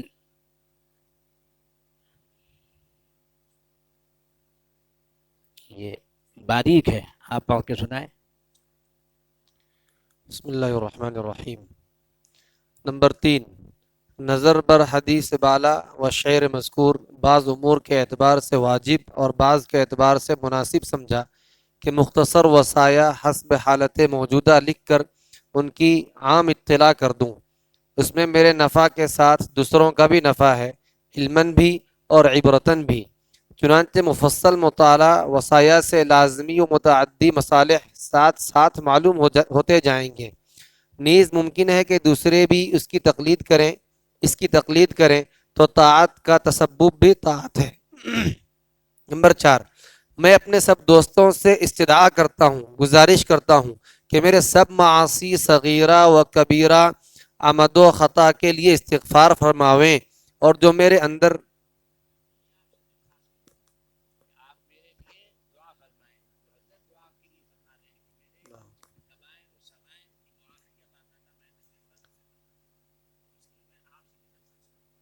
ہم لوگ بھی آپ سے درخواست کرتے ہیں کہ آپ بھی ہمارے لیے اسی طرح دعا فرمائیں۔ اور جو میرے اندر عادات و اخلاق ذمیمہ ہیں ان کے ازالہ کی دعا کریں۔ عجیب ارشاد فرمائیں۔ نمبر 5، میرے بعض اخلاق سیئہ کے سبب بعض بندگان خدا کو حاضرانہ و غائبانہ میری زبان و ہاتھ سے کچھ کلفتیں پہنچی ہیں اور کچھ حقوق ضائع ہوئے ہیں، خواہ اہل حقوق کو اس کی اطلاع ہوئی ہو یا نہ ہوئی ہو۔ میں نہایت عاجزی سے سب چھوٹے بڑوں سے استدعا کرتا ہوں کہ اللہ للہ دل سے ان کو معاف فرما دیویں۔ اللہ تعالیٰ ان کی تقصیرات سے درگزر فرما دیں گے۔ میں بھی ان کے لیے یہ دعا کرتا ہوں کہ اللہ تعالیٰ ان کو دارین میں عفو و عافیت عطا فرماویں۔ معذرت کرنے والے کی تقصیر سے درگزر کرنے کی بڑی فضیلت آئی ہے، اور آپ سب حضرات سے میں بھی کرتا ہوں کہ کسی کو بھی قولاً عملاً کسی قسم کی اذیت محسوس ہو اس کے پیشگی درخواست کر لینی چاہیے، میں بھی کرتا ہوں۔ اور اگر معاف کرنے کی ہمت نہ ہو تو حسب فتویٰ شرعی مجھ سے عوض لے لیں۔ خدا کے لیے قیام حقوق مالیہ میں، حقوق العباد میں اس کو ادا کرنا ہے۔ اصل یہ ہے ادا نہ کر سکے تو اس کے ورثہ کو دے، اگر اس کو نہ دے سکے، اور آخری درجہ ہے کہ اس کے لیے استغفار کرے۔ خدا کے لیے قیامت پر مواخذہ نہ رکھیں کہ اس کا کسی طرح تحمل نہیں ہے۔ نمبر 6، اس قبیل کی کوتاہیاں جو دوسروں سے میرے حق میں ہو گئی ہوں، میں بطیب خاطر گزشتہ اور آئندہ کے لیے محض خدا تعالیٰ کے راضی کرنے کو اور اپنی خطاؤں کی معافی کے توقع پر وہ سب معاف کرتا ہوں۔ نمبر 7، چونکہ محبت میں اکثر مدائح غیر واقعیہ مشہور کر دیے جاتے ہیں، اس لیے میں اپنی سوانح لکھا جانا پسند نہیں کرتا۔ اگر کسی کو بہت ہی بیتابی کا شوق ہو اور دوسرے اہل تدین و تحقیق بھی اجازت دیں تو روایت میں احتیاط شدید کو واجب سمجھنا چاہیے، ورنہ میں بری ہوتا ہوں۔ دیکھیے حضرت کا ایک ارشاد ہے کہ پہلے تو اخبار کا اعتبار نہیں تھا کہ اخبار میں جھوٹی سچی خبریں دونوں آتی ہیں، فرمایا اب شرور و فتن बढ़ गए हैं, अब अखबार का भी एतबार नहीं है, उलमा भी इसमें बेहतियाती कर जाते हैं। तो ज़माने पहले अखबार का एतबार नहीं था, अब अखबार का भी नहीं है। उनके यहाँ भी बाज़ दफ़ा बात को नकल करने में बेहतियाती हो जाती है, दूसरे पर कोई इल्ज़ाम आयद हो जाता है। नंबर 8, तालीफ़ात के बाज़ मकामात में मुझसे इख्तिसार मुहिम या ज़ियादत मुहिमा या गफलत से कुछ लफ्ज़िशें भी हुई हैं जो इस वक्त जहन में हाजिर हैं, उनकी इत्तिला जुज़ी तौर पर देता हूँ, और जो इस वक्त जहन में हाजिर नहीं उनके लिए दो कायदे अर्ज़ करता हूँ। एक ये कि मेरी किसी ऐसी तसनीफ़ में जो उस महल लफ्ज़िश से मुताख़िर हो उसकी इस्लाह कर दी गई है, और मुताख़िर होना तारीख़ के मिलाने से जो कि हर तसनीफ़ के आखिर में इल्तिज़ामन लिखी गई है मालूम हो सकता है, और उसी से ये भी मालूम कर लेना चाहिए कि मेरी तालीफ़ात में जो मज़मून मुतारिज़ हो उसमें आखिर का कौल मेरा समझा जाए। दूसरा कायदा ये कि ऐसे मवाक़े मुश्तबिहा को दूसरे उलमाए मुहक्किकीन से तहक़ीक़ कर लिया जावे और उनके कौल को मेरे कौल पर तरजीह दी जावे। अल्लाहु अकबर। इसी तरह खुलफ़ा आपने मुक़र्रर फरमाए कि इनसे मशवरा किया जाए मेरे बाद। इसी तरह अगर मेरा लिखा हुआ कोई मुश्तबिह फतवा किसी की नज़र से गुजरे और उसमें भी यही तकरीर मारूज़ है, क्योंकि बाज़ औक़ात लिखने के बाद खुद मुझको बाज़ जवाबों का गलत होना मुहक्कक हुआ है। मैंने साइल का पता मालूम होने पर उसको मुत्तला भी कर दिया है, लेकिन पता मालूम ना होने की सूरत में या उस साइल के पास मेरी तस्हीह के महफूज न रहने की तकदीर पर एहतमाल गलती में पड़ने का हो सकता है, इसलिए एहतियातन ये अर्ज किया गया। अब अव्वल जजा गलतियों के मकामात को नकल करता हूँ। जजा अव्वल जुज गलतियों के मकामात को नकल करता हूँ। मकाम अव्वल, बहश्ती ज़ेवर में ईशा के बाद 4 सुन्नतें लिख दी हैं, सही ये है कि 2 सुन्नत हैं और 2 नफल। मकाम दोम, बहश्ती ज़ेवर में अय्याम बीज़ 12, 13, 14 तारीखों को लिख दिया है, सही 13, 14, 15 हैं। मकाम सोम, तालीमुद्दीन व बहश्ती ज़ेवर में तीजे 40वें वगैरह के बिदात होने के जिक्र में ये लफ्ज़ लिखा गया है, ज़रूरी समझकर करना उससे शुबा हो सकता है, शायद गैर ज़रूरी समझकर करना जायज़ हो, सो ये कैद वाक़ई थी, एतराज़ी न थी। हुक्म यह है कि खा किसी तरह से करे बिदात है। मकाम चहारुम, तालीमुद्दीन में कब्रों पर चिराग जलाने के बारे में ये लफ्ज़ लिखा गया है कि कसरत से चिराग जलाना, इसमें भी मिसले मकाम सोम के समझना चाहिए। हुक्म यह है कि एक चिराग रखना भी बिदात है। मकाम पंजुम, तालीमुद्दीन में रुपया के पैसे उधार लेने को मुतलकन मना लिख दिया है, और वाक़े में इस हुक्म में तफसील है। अगर अक़्द में पूरे पैसे ठहरे हों, दो अन्नी चवन्नी वगैरह न ठहरी हों, और आक़िद के पास मुबादले के वक्त पैसे पूरे मौजूद भी हों, लेकिन किसी वजह से इस वक्त कब्जा नहीं कराया, तब तो जायज़ है। और अगर एक शर्त भी मफकूद हो तो नाजायज़ है, क्योंकि आम लोग इन दोनों शर्तों का लिहाज नहीं करते, इसलिए इंतज़ामन अलल इतलाक़ मना कर दिया गया। मकाम शशुम, शौक़ वतन 11वें बाब सफ़ा 23 में एक हदीस में बवजह गलती नुस्खा के लम युमिन लिखा गया, और दूसरे कालम में इसी बिना पर तर्जमा भी गलत हो गया। सही मतन में लम यूसी है, और तर्जमा ये होना चाहिए जो शख्स बावजूद ऐसे हुकूक मुताल्लिक होने के जिनमें वसीयत करना वाजिब हो, वसीयत न कर जावे, उसको मुर्दों के साथ कलाम करने की इजाज़त नहीं मिलती। मकाम हफ्तुम, यादगार दरबार पुर अनवार के बिल्कुल आखिर में, किताब का नाम है, यादगार दरबार पुर अनवार के बिल्कुल आखिर में एक मजमून अस कबील अमलियात लिखा है। वो किसी बुजुर्ग से मनकूल नहीं, एक साहिब कानपुरी कातिब मजमून ने बनीयत नफ़ा वहाँ के मदरसे के एक तावील से ऐसा लिख दिया है, इसलिए उस अमल को मनकूल समझकर इस्तेमाल न करें। नीज उसकी तरकीब भी बिला तकल्लुफ कवाइद सुन्नत पर मुंतबिक नहीं होती। 9, फुरूउल ईमान में एक जगह लिखा है कि अगर पाबंदी अहकाम के साथ डिप्टी कलेक्टरी या बैरिस्टरी वगैरह इख्तियार करो तो चश्मे मारोशन दिले माशाद اس سے بظاہر شبہ ان اعمال کے جواز کا معلوم ہوتا ہے۔ سمجھ لینا چاہیے کہ مقصود اس عبارت سے یہ ہے کہ اگر پابندی احکام کے ساتھ ترقی دنیاوی ہو تو اجازت ہے۔ یہ مثالیں خود مقصود نہیں، کیونکہ ان اعمال کا مشروع ہونا نہ ہونا محتاج تفصیل مستقل ہے، لہٰذا ان مثالوں کو ارخائے عنان و تسامح پر محمول کرنا چاہیے اور ان کے جواز علی الاطلاق کا شبہ نہ کرنا چاہیے۔ نمبر 10، میری تحریرات میں جو مضامین از قبیل علوم مکاشفہ ہیں، جو کہ علم تصوف کی ایک قسم ہے جس کو حقائق و معارف سے بھی تعبیر کیا جاتا ہے، اور حجج شرعیہ ان سے ساکت ہیں، ان کو حسب قاعدہ اصولیہ و کلامیہ امور ثابتہ بدلائل شرعیہ کے درجے میں نہ سمجھنا چاہیے، بلکہ بالکل اعتقاد نہ رکھنا بھی جائز ہے، اور اگر اعتقاد رکھے تو محض احتمال کے درجے سے تجاوز نہ کرے۔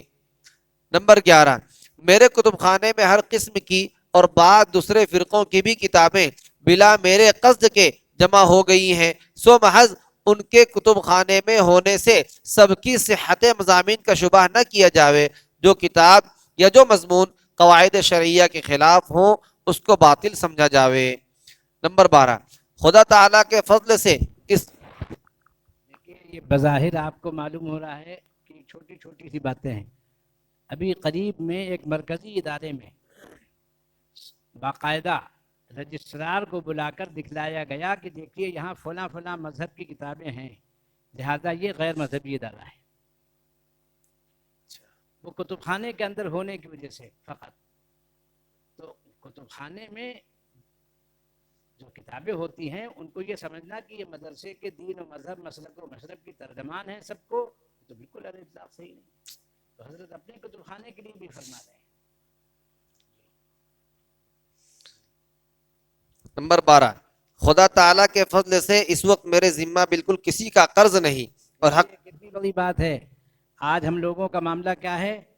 قرض لے لیتے ہیں، لکھتے بھی نہیں، گواہ بھی نہیں بناتے، حالانکہ لینے والے کو چاہیے کہ گواہ بنائے، محض زبانی نہیں، تحریری۔ قرآن پاک میں حکم ہے، باقاعدہ آیت مداینت نازل ہوئی۔ تو یہ جو چیز ہے یہ حضرت فرما رہے ہیں کہ میرے ذمے قرض نہیں ہے۔ کتنے اہتمام کی بات ہے، حضرت کے ہاں علم، حکمت اور انتظام کی ہمت اللہ نے عطا فرمائی تھی۔ اس وقت میرے ذمہ بالکل کسی کا قرض نہیں، اور حق تعالیٰ کا جو معاملہ فضل اس ناکارہ کے ساتھ ہے اس سے امید ہے کہ انشاءاللہ تعالی آئندہ بھی اس سے محفوظ رہے گا۔ دعا کرو بھائی میرے لیے بھی اور اپنے لیے بھی کہ اللہ تبارک و تعالی ہم سب کو حقوق العباد سے پہلے فارغ فرما دے، آمین۔ کیونکہ اللہ تعالیٰ کے حقوق اس کے فضل سے معاف ہو سکتے ہیں، لیکن اللہ تبارک و تعالیٰ نے جو ضابطہ بتایا ہے وہ یہ کہ حقوق العباد بغیر صاحب حق معاف نہیں ہو سکتے۔ اور اگر ایسا اتفاق ہوا یا کسی کی امانت میرے پاس ہوئی تو اس کی یادداشت زبانی یا تحریری ظاہر کر دی جاوے گی۔ اس کے ضمن میں یہ امر بھی قابل اطلاع ہے کہ مہر اہلیہ کا بھی میں ادا کر چکا ہوں، مکان مسکونہ اور بعض دوسرے اموال ملا کر یہ سب مہر میں دے دیا۔ اس وقت وہ مکان خالص ان کی ملک ہے، وہ اس میں جو چاہیں تصرف کریں، اور اسی طرح اساس البیت اکثر ان کی ملک ہے، گھر کے سامان انہی کی ملک ہیں، اور بعض جو مشترک یا خالص میری ملک ہے وہ ہم دونوں کو یاد ہے۔ ہر ایک کا قول اس میں انشاءاللہ تعالی قابل تصدیق ہے۔ عجیب بات ہے۔ حضرت تھانوی کے ایک بڑے خلیفہ تھے حضرت مولانا سید محمد عیسیٰ صاحب الہ آبادی، ان کا بھی بڑا عجیب معاملہ میں نے سنا۔ اہلیہ کو مہر ادا کیا، انہوں نے کہا ہم کیا کریں کہ آپ ہی رکھیں، ان کا نہیں، ہم یہ تو تمہاری ملکیت ہے۔ انہوں نے کہا کہ اچھا اس کا مکان خرید دیں، ان کا خرید لیجیے۔ جب مکان خریدا تو سوچا کہ اگر کرایہ دار کو دیں گے تو اس سے خالی کرانا ایک مسئلہ، تو اس میں خود رہنے لگے، لیکن ان سے کرایہ طے کیا اہلیہ سے، اور ساری عمر اہلیہ کو کرایہ ادا کرتے رہے کہ تمہارا چونکہ مکان کا انتظام کرنا شوہر کے ذمے ہے، اس لیے میں تمہارا کرایہ دار ہوں۔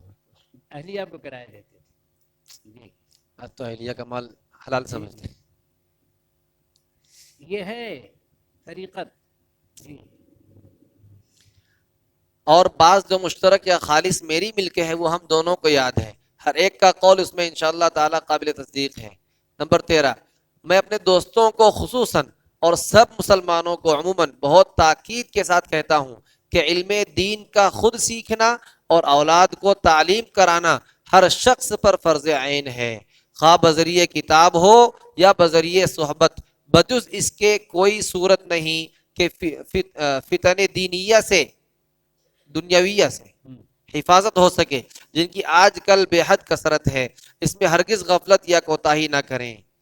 نمبر 14، طالب علموں کو وصیت کرتا ہوں، یہ سب توجہ سے سن رہے ہیں، یہ حصہ خاص طور پر ہمارے طلباء کرام کے لیے۔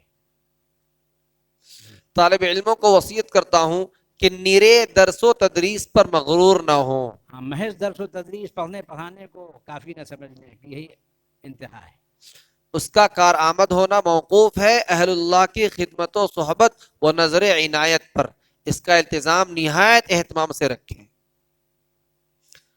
فارسی کا شعر ہے، بے عنایات حق و خاصان حق، گر ملک باشد سیاہ، گر ملک باشد سیاہ ہستش ورق۔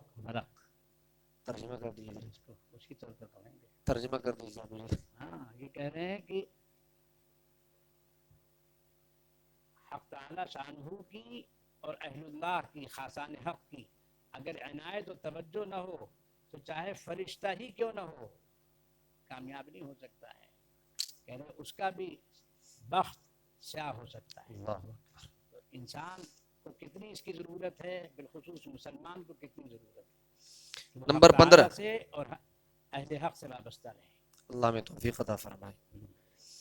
نمبر 15، جو مدرسہ دینیہ فی الحال یہاں میرے تعلق میں جاری ہے وہ ایک خاص شان کا مدرسہ ہے جس کی تفصیل ضروری میرے مشفق مولوی عبداللہ صاحب کی تحریر مسمى بظل صفہ سے معلوم ہو سکتی ہے۔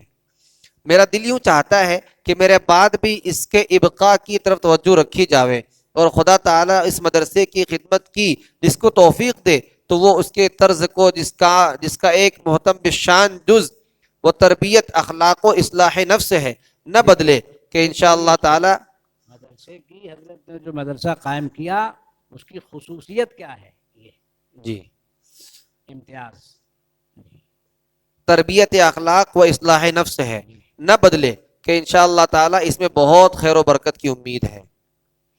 نمبر 16، دینی یا دنیاوی مضرتوں پر نظر کر کے ان امور سے خصوصیت کے ساتھ احتیاط رکھنے کا مشورہ دیتا ہوں۔ دیکھیں یہ بھی بہت اہم بات ہے، وصیت میں حضرت لکھوا رہے ہیں اس کو کہ ان امور سے پرہیز رکھا جائے۔ کیا کیا؟ نمبر 1، شہوت و غضب کے مقتضا پر عمل نہ کریں۔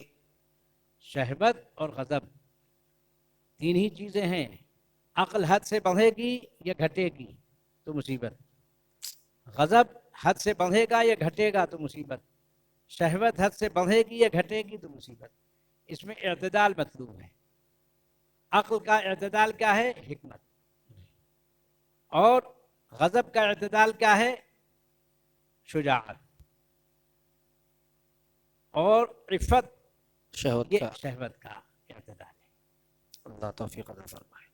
شہوت و غضب کے مقتضا پر عمل نہ کریں۔ ایک بات اور ہے، امام غزالی رحمۃ اللہ لکھا ہے، ہمارے حضرت تھانوی رحمۃ اللہ علیہ ویسے تو بہت سے بزرگوں کے شاعر ہیں لیکن بطور خاص امام ابو القاسم قشیری جو 1000 سال پہلے ہیں ان کے شاعر ہیں، اور امام غزالی رحمۃ اللہ علیہ کے شاعر ہیں۔ یہ دو حضرت کے امامین ہیں تصوف میں۔ یہ امام غزالی کا افادہ ہے کہ عقل، غضب اور شہوت کو اعتدال میں رکھے، اور جس کا خداداد طور پر معتدل ہو اس کو ملک عادل کہا گیا ہے۔ ایسا شخص عادل بادشاہ ہوتا ہے، اور یہ امیر کے لیے بھی ضروری ہے، صدر کے لیے بھی ضروری ہے، محتمم ناظم کے لیے بھی ضروری ہے، استاد کے لیے بھی ضروری ہے۔ جی نمبر 2، تعجیل نہایت بری چیز ہے۔ ہاں، جھٹپٹ لوگ ہوتے ہیں، بالکل جلدی سے ہر کام جلدی سے ہو جائے۔ کبھی اللہ تعالیٰ نے بھی 6 دن سے پہلے پوری دنیا نہیں بنائی بھائی، حالانکہ کن فیکون ہے۔ جی۔ نمبر 3، بے مشورہ کوئی کام نہ کریں۔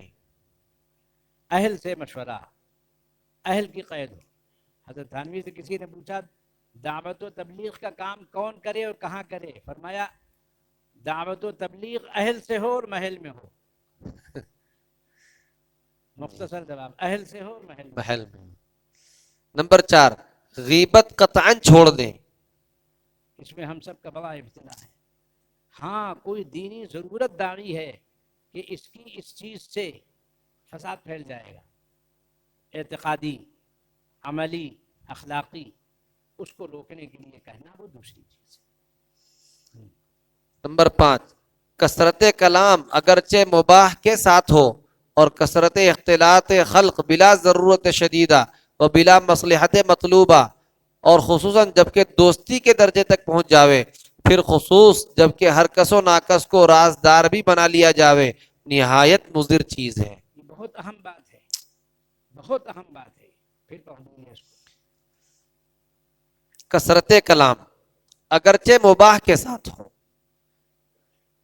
جائز باتیں بھی زیادہ کرنے کے تعلق سے حضرت فرما رہے ہیں کہ کثرت کلام زیادہ بات کرنا اگرچہ جائز امور میں بھی ہے، اور اسی طرح کثرت اختلاط خلق لوگوں سے خواہ مخواہ ملنا جلنا، خواہ مخواہ ملنا جلنا بلا ضرورت شدیدہ، بہت شدید ضرورت نہ ہو پھر بھی لوگوں سے خواہ مخواہ ملاقاتیں کرنا، وہ بلا مصلحت مطلوبہ، اور خصوصاً جبکہ دوستی کے درجے تک پہنچ جاوے، پھر خصوص جبکہ ہر کس و ناکس کو رازدار بھی بنا لیا جاوے. آج ہم لوگ ہر کسی کو اپنا راز بتاتے تھے، اس تعلق سے بہت فرما نقصان رہے ہوتا ہیں. ہے، اس سے بہت نقصان ہوتا ہے.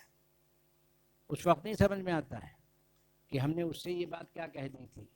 دوست دشمن بن جاتا ہے اور دشمن دوست بن جاتا ہے. یہ دنیا ہے. جی نہایت مضر چیز ہے، اللہ ہماری حفاظت فرمائے. نمبر 6 بدون پوری رغبت کے کھانا ہرگز نہ کھا لیں. ہاں مہلکات میں لکھا ہے طبا نے اس کو کہ کھانے پر کھانا کھا لینا. ہمارے یہاں سہارنپوری دیہاتی کہتے ہیں چھکی بھینس اور بھوکا ملا، بھوکی بھینس اور چھکا ملا برابر ہوتا ہے. بعض مولوی لوگ بہت کھاتے ہیں، ایک دعوت پھر دوسری جگہ دعوت پھر تیسری جگہ دعوت. بہت ایک استاد تھے، ان سے تعلیم میں پوچھا کچھ، کہنے لگے کل پوچھنا، جلدی ہے ہمیں دعوت میں جانا ہے. کہا تھا کل پوچھنے کے، پھر لوگ نہیں کل نہ آنا. کل آج بھی میں دعوت دعوت میں جاؤں گا، کل چھٹی کروں گا، آرام کروں گا دعوت سے آ کے. پرسوں پوچھ رہے. نمبر 7 بدون سخت تقاضا کے ہم بستر نہ ہو. ان کے لیے نہیں، یہ بھی ان کے لیے ابھی نہیں ہے، یہ ان کے لیے ابھی نہیں ہے. ہاں یہ بھی بہت اہم چیز ہے جی کہ اس میں آدمی کی طبیعت جو ہے جی بینائی کمزور ہو جاتی ہے. جی حضرت مولانا اسد اللہ صاحب رحمۃ اللہ علیہ سے طلبہ پوچھتے تھے کہ حضرت کچھ نصیحت فرما دیجیے، تو فرماتے تھے کہ اس سے بینائی کمزور ہو جاتی ہے. نمبر 8 بدون سخت حاجت کے قرض نہ لیں. یہ تو بھی پیچھے القرض مقراض المحبہ فرمایا گیا ہے. قرض محبت کو کاٹنے والی ہوتی ہے. دوستی ہے آپ کی، اگر آپ نے اس سے قرض مانگ لیا بس دوستی بھی گئی، محبت بھی گئی. نمبر 9 فضول خرچی کے پاس نہ جاویں. فضول خرچی کا پتہ کیسے چلے؟ حضرت تھانوی نے لکھا کہ اس کا طریقہ یہ ہے کہ ضروری اور غیر ضروری کی فہرست بناؤ. ضروری اور غیر ضروری کی فہرست بناؤ. جو ضروری ہے اس کو باقی رکھو اور جو غیر ضروری ہے اس کو حذف کر دو، مر نہیں جاؤ گے. اللہ حفاظت فرمائے. نمبر 10 غیر ضروری سامان. فرمایا جو شخص ضروری کا عادی ہوگا وہ فضول کام میں نہیں پڑے گا، بے شک اور جو فضول کا ہوگا وہ اس کو ضروری سمجھ میں نہیں آئے گا، کا موقع نہیں آئے گا. یہ بڑی اہم بات ہے. اس لیے اپنے معمولات کو مشاغل کو دیکھنا چاہیے کہ وہ ضروری ہیں یا فضول ہیں. نمبر 10 غیر ضروری سامان جمع نہ کریں. غیر ضروری سامان جمع نہ کریں. ہاں اس میں مسئلہ بھی ہے. آپ نے ضرورت اصلیہ سے زائد کپڑے بھی، دنیا بھر کا سامان جہیز جو ملتا ہے مکان پہ رکھ دیتے ہیں، مدت العمر رکھا رہتا ہے وہاں، سب پر زکوٰۃ واجب ہوتی ہے. جی اور لوگ اس کو سمجھتے نہیں کہ ضرورت اصلیہ سے زائد ہے، اس پر زکوٰۃ بھی واجب ہو رہی. ابھی بے ضرورت آپ نے محفوظ کر رکھا ہے اس کو، کسی کو دے کر فارغ کرو. نمبر 11 سخت مزاجی و تند خوئی کی عادت نہ کریں. رفق اور ضبط اور تحمل کو اپنا شعار بناویں. ہاں سختی، درستی، خشکی یہ نہیں ہونی چاہیے. یہ معائب ہیں انسان کے. وَإِن كُنْتَ فَظًّا غَلِيظَ الْقَلْبِ لَانفَضُّوا مِنْ حَوْلِكَ. آپ صلی اللہ علیہ وسلم نے فرمایا گیا اگر آپ ایسے ہوتے تو لوگ بھاگ جاتے آپ کے پاس. ارے یہ تو ایسا آدمی نہ ہونا چاہیے کہ کاٹ کھانے کے لیے دوڑے. نمبر 12 ریا و تکلف سے بہت بچیں. ہاں دیکھیے ریا اور تکلف سے بہت بچے ہیں. اسی کو عقل نے عرض کیا کہ اس کے جو ذرائع ہیں ان سے بھی بچنا چاہیے جس سے آدمی کے اندر تکلف اور ریاکاری پیدا ہوتی ہے. اقوال و افعال میں بھی، طعام و لباس میں بھی تکلف نہیں ہونا چاہیے. ضرورت پر مدار. جی. نمبر 13 مقتدا کو چاہیے کہ عمرا سے بدخلقی نہ کرے اور نہ زیادہ اختلاط کرے اور نہ ان کو حتی الامکان مقصود بناوے. ہاں مقصود نہیں بنانا چاہیے. دیندار کو عمرا سے دنیا دار کو مقصود نہیں بنانا چاہیے. میرے دادا میاں مرحوم ایک کاپی پر لکھا ہوا تھا جس کو ملا علم و دین اس کو ملی دولتیں. انہوں نے اپنے قلم سے لکھا تھا طلبہ کے لیے جس کو ملا علم و دین اس کو ملی دولتیں، جس کو ملا مال و زر اس کو ملی دولتیں. دو لاتیں. جی. اور لت کہتے ہیں علت کو. جی. شراب کی لت، جوئے کی لت. جی. اور نہ ان کو حتی الامکان مقصود بناوے بالخصوص دنیاوی نفع حاصل کرنے کے لیے. نمبر 14 رسول اللہ صاحب فرماتے تھے کہ دیکھو ہر آدمی ہر چیز کا عارف ہوتا ہے الگ الگ. جیسے علماء علم کے عارف ہوتے ہیں، اہل اللہ دین کے عارف ہوتے ہیں، ایسی مالدار دنیا دار دنیا کا بڑا عارف ہوتا ہے. تو اگر وہ مولوی کو لالچی و طماع دیکھتا ہے تو سمجھ لیتا ہے اچھا یہ بھی ہماری لائن کے ہیں. نمبر 14 معاملات کی صفائی کو دیانات سے بھی زیادہ محتم بالشان سمجھیں. لیکن پھر پڑھیے اس کو، بہت اہم بات ہے. معاملات کی صفائی کو دیانات سے بھی زیادہ محتم بالشان سمجھیں. لوگ زیادہ نوافل پڑھنے کو سمجھتے ہیں. اس میں آدمی خود اپنے کو بزرگ سمجھنے لگتا ہے کہ ہم نے اتنے اذکار اتنی نوافل. یہ مطلب نہیں ہے کہ ان کی ہتک کرے، ہتک کرنا تو کفر ہے. اذکار و نوافل کی ہتک اور تنقیص یہ تو کفر ہے. لیکن معاملات کی صفائی، حضرت نے فرمایا کہ بڑا عجیب ارشاد ہے حضرت کا، لوگوں کے ہاں عدم قصد ایذا تو ہوتا ہے، حالانکہ ہونا چاہیے قصد عدم ایذا، تکلیف پہنچانے نہ پہنچانے کا عزم. نہیں. جی. لیکن ہو جاتی ہے ایسے بیٹھے ہوئے. جی. تکلیف ہو رہی. جی. نہیں ایسے بیٹھو، سجدے میں ایسے جاؤ، وضو ایسے کر رہے ہیں کہ چھپکا مارا ادھر بھی گیا ادھر بھی گیا. تو کہتے ہیں کوئی قصد نہیں ہوتا ان کو، ارادہ نہیں ہوتا. جی. نہیں کہتے ہیں حضرت کہ ہونا چاہیے کہ قصد یہ کہ کسی کو تکلیف نہ پہنچے. اور فرماتے تھے کہ سلوک کی سب سے بنیادی چیز ہے. جی. اللہ میں بھی توفیق عطا فرمائے. نمبر 15 روایات و حکایات میں بے انتہا احتیاط کریں. اس میں بڑے بڑے دیندار اور فہیم لوگ بے احتیاطی کرتے ہیں، خاص سمجھنے میں یا نقل کرنے میں. نمبر 16 بلا ضرورت بالکلیہ اور ضرورت میں بلا اجازت. بلا ضرورت بالکلیہ اور ضرورت میں بلا اجازت و تجویز طبیب حاذق شفیق کے کسی قسم کی دوا ہرگز استعمال نہ کریں. ہر کس و ناکس سے اپنے مرض کا علاج کرانا یہ لا علاج بیماری ہے. میرے ایک استاد سے ایک طالب نے پوچھا کہ حضرت مجھے یہ تکلیف ہو گئی، میں نے فلاں سے مشورہ کیا اس نے یہ بتایا، فلاں سے مشورہ کیا اس نے وہ بتایا، فلاں سے مشورہ کیا اس نے یہ بتایا. تو کہا کہ آپ کسی سے مشورہ نہ کریں، کہ تو آپ سب سے مشورہ کر کے مرض کو بگاڑ دیں گے. جی. نمبر 17 زبان کی غائب درجہ ہر قسم کی معصیت ولایانی سے احتیاط رکھیں. نمبر 18 حق پرست رہیں. اللہ صاحب رحمۃ اللہ علیہ حضرت تھانوی کے شاگرد و خلیفہ دونوں تھے. حضرت مولانا خلیل احمد صاحب کی بھی خاص معتمد شاگرد تھے. وہ فرماتے تھے کیجئے ہرگز نہ سنیے دوسروں کا تذکرہ، کیجئے ہرگز نہ سنیے دوسروں کا تذکرہ، سب سے بہتر ہے یہی بہتان و غیبت کا علاج. نمبر 18 شعر اور ہے ان کا بہت عمدہ. حسن صورت چند روزہ، حسن سیرت مستقل، اس سے خوش ہوتی ہیں آنکھیں، اس سے خوش ہوتا ہے دل۔ دل۔ نمبر 18 حق پرست رہیں، اپنے قول پر جمود نہ کریں۔ غلط بات نکل گئی منہ سے، صحیح بات اڑے ہوئے ہیں، تو یہی استاد میں اگر خدا نخواستہ عادت ہوئی تو شاگرد میں بھی منتقل ہو جائے گی۔ میں نے اپنے استاد حضرت مولانا صدیق احمد صاحب بانوی رحمۃ اللہ علیہ کو دیکھا، طالب علم حضرت سے کوئی بات پوچھتا تھا، حضرت کے ذہن میں نہیں ہوتی تھی، حضرت کے وہاں کے تمام اساتذہ اکثر و بیشتر شاگرد تھے، حضرت کسی کو آواز دیتے تھے جس کو اہل سمجھتے تھے، اس کا فلاں صاحب یہ بتائیے طلبہ کے سامنے بولے یہ کیا ہے، کیا معنی کیا ہے اس کے، تاکہ وہ طالب علم کو بھی معلوم ہو کہ کوئی ادعا علم کا نہیں ہے، لیکن ہمارے دل میں دماغ میں کبھی خیال نہیں پیدا ہوا الحمدللہ کہ حضرت ناقص ہیں، کبھی خیال نہیں پیدا ہوا، کیونکہ حضرت کی خلوص اور تواضع کو ہم دیکھتے تھے۔ ہمارے حضرت مولانا حافظ صاحب نے جب دیکھا تو فرمایا اچھا آپ ٹھیک کہتے ہیں کہ ان کے اندر خلوص و تواضع بدرجہ اتم ہے۔ نمبر 19 تعلقات نہ بڑھائیں،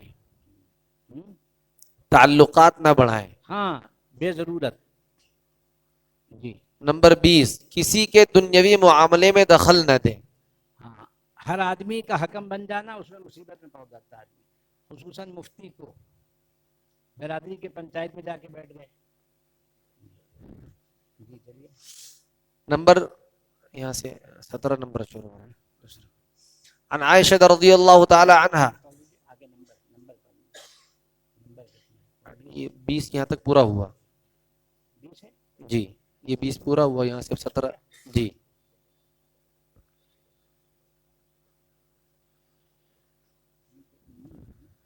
یہ 20 یہاں پر 19 نمبر حتی الامکان دنیا و ما فیہا سے جی نہ لگاویں اور کسی وقت فکر آخرت سے غافل نہ ہوں، ہمیشہ ایسی حالت میں رہیں کہ اگر اسی وقت پیام اجل آ جائے تو کوئی فکر اس تمنا کا مقتضا نہ ہو لولا اخرتنی الی اجل قریب فاصدق واکن من الصالحین، مقتضی اس تمنا کا مقتضی نہ ہو، اور ہر وقت یہ سمجھیں شاید ہمیں نفس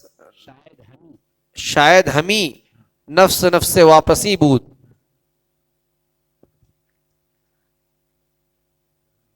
نیچے شاید ہمیں نفس واپسی بود، شاید یہ ہمارا جو سانس ہے یہ آخری سانس نہ، اللہ اسی لیے حدیث شریف فرمایا گیا ہے کہ نماز پڑھو تو ایسی پڑھو کہ کہیں یہ آخری نماز نہ ہو سکتا ہے اس کے بعد نماز پڑھنی نصیب نہ ہو، تو آدمی خضوع سے اور سنت و شریعت کے مطابق نماز پڑھے گا۔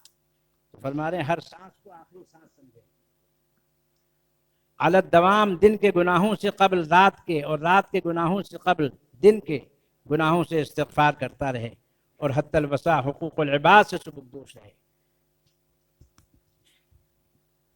خاتمہ بالخیر ہونے کو تمام نعمتوں سے افضل و اکمل اعتقاد رکھے، اور ہمیشہ خصوصاً 5 نمازوں کے بعد نہایت لجاجت تضرع زاری سے اس کی دعا کیا کرے کہ اللہ تبارک و تعالی ہم سب کو خاتمہ بالخیر نصیب فرمائے، آمین۔ اور ایمان حاصل پر شکر ادا کیا کریں کہ حسب وعدہ لئن شکرتم لازیدنکم، یہ بھی اعظم اسباب خاتمہ بالخیر سے ہے۔ اور ساتھ میں اپنے لیے بھی اس دعا کی درخواست کر کے اس مضمون کو ختم کرتا ہوں کہ اللہ تعالیٰ میرا بھی ایمان پر خاتمہ فرمائے۔ آمین۔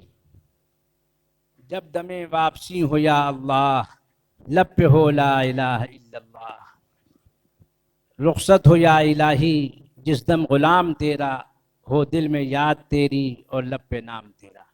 یہ دعا ربنا لا تزغ قلوبنا بعد اذ ہدیتنا وہب لنا من لدنک رحمہ انک انت الوہاب، اللہم لقنا حجت الایمان عند الممات۔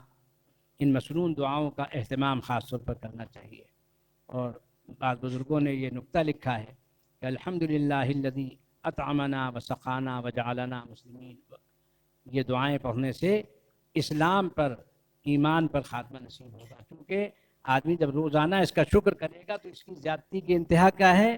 ایمان پر خاتمہ ہو۔ اللہ تعالیٰ میرا بھی خاتمہ ایمان پر فرمائے اور آپ سب کا بھی خاتمہ ایمان پر فرمائے۔ اب ایک بات آخر میں،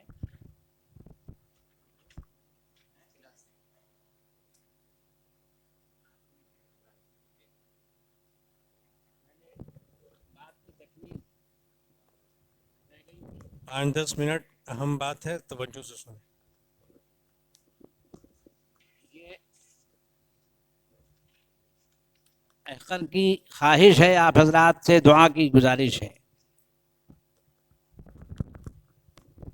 احقر نے اپنے اساتذہ سے، بزرگوں سے عرض کیا تو انہوں نے بے حد پسند کیا اور بڑی دعائیں دی کہ یہ کام ضرور کرو۔ میں آپ سب کو بھی اس کام میں شریک ہونے کی دعوت دیتا ہوں کہ آپ حضرات بھی اس میں تعاون کریں، آپ کے لیے بھی بڑی کارآمد چیز ہوگی۔ حضرت مولانا عاقل صاحب بار بار فرماتے رہے کہ یہ تو آپ کے دل میں بڑی عجیب بات آئی، بڑی کام کی بات آئی، اس کو تو ضرور کیجیے۔ حق تعالیٰ شانہ نے ہم کو کیا وصیت کی ہے قرآن پاک میں، اللہ تبارک و تعالیٰ کے وصایا کو جمع کیجیے۔ رسول اللہ صلی اللہ علیہ وسلم نے احادیث میں کچھ وصایا فرمائے ہیں تو ان وصایا کو جمع کیجیے۔ خلفائے راشدین کے وصایا کو جمع کیجیے۔ حضرات تابعین میں سر فہرست حضرت عمر ابن عبدالعزیز کے وصایا کو جمع کرنا چاہیے۔ فقہائے سبعہ میں حضرت قاسم ابن محمد اور حضرت حسن بصری بھی ہیں۔ حضرت قاسم ابن محمد رحمۃ اللہ علیہ اور حضرت حسن بصری، ان دونوں کے بھی وصایا بڑے اہم ہیں، ان کی بھی چیزوں کو جمع کیا جائے۔ اور ائمہ اربعہ کے وصایا بھی بڑے اہم ہیں، جن میں وصایا امام اعظم کو ہمارے استاد الاساتذہ حضرت مولانا محمد زکریہ صاحب کاندھلوی نے حضرت مولانا عاشق الہی صاحب بنو شہری سے جمع کرایا۔ اور ایسے ہی یہ جو ائمہ مجتہدین کے بعد دوسرا درجہ ہمارے ان بزرگان دین کا ہے جن سے سلاسل 4 خاص طور پر معروف و منسوب ہیں، چشتی، قادری، نقشبندی، سہروردی۔ تو شیخ عبد القادر جیلانی، خواجہ معین الدین چشتی، شیخ بہاؤالدین نقشبند، شیخ شہاب الدین سہروردی، ان کے وصایا۔ امام ابو القاسم قشیری، ان کی چیزیں بھی بڑی جاندار ہیں۔ امام غزالی کی اپنے وقت کے مجدد ہیں۔ شیخ نجم الدین کبریٰ جو امام فخر الدین رازی کے شیخ ہیں۔ ایسے ہی مولانا عبد الرحمن جامی، مولانا جلال الدین رومی، شیخ مصلح الدین سعدی شیرازی، اور مولانا عبد الرحمن جامی کے شیخ و مرشد شیخ عبید اللہ احرار، ان کا واقعہ تو آپ نے سنا ہوگا نا، کہ ان کو دیکھ کر مولانا عبد الرحمن جامی کو خیال آیا کہ ارے تو محل وحل ہے ان کا اتنا شاندار، نمر دانس کے دنیا دوست دارت، زبان سے نکل گیا مسئلہ۔ یہ حضرت مولانا صدیق صاحب باندھوی نے ہمیں شرح جامی کے شروع میں سنایا تھا۔ وہ آ کر مسجد میں تھکے ہوئے تو سو گئے، خواب میں دیکھا کہ قیامت برپا ہے اور شیخ عبید اللہ احرار کی سواری آ رہی ہے اور فرشتے ہٹو بچو کر رہے ہیں۔ کہا یہ تو شان کے آدمی ہے، خواب میں بہت ملامت ہوئی کہیں کا، اور کہا کہ حضرت کی مجھ پر نظر پڑی تو فرمایا یہ بھی ہمارا آدمی، اس کو ساتھ لے گا۔ یہ چونکہ بیعت ہونے گئے تھے اور یہ خیال پیدا ہو گیا تھا دیکھ کر عمارت کو آ رہی ہے تو جب حضرت سے ملاقات ہوئی، حضرت نے فرمایا کہ تم نے کوئی مسئلہ کہا؟ ان کو بڑی شرمندگی ہوئی، اور سناؤ۔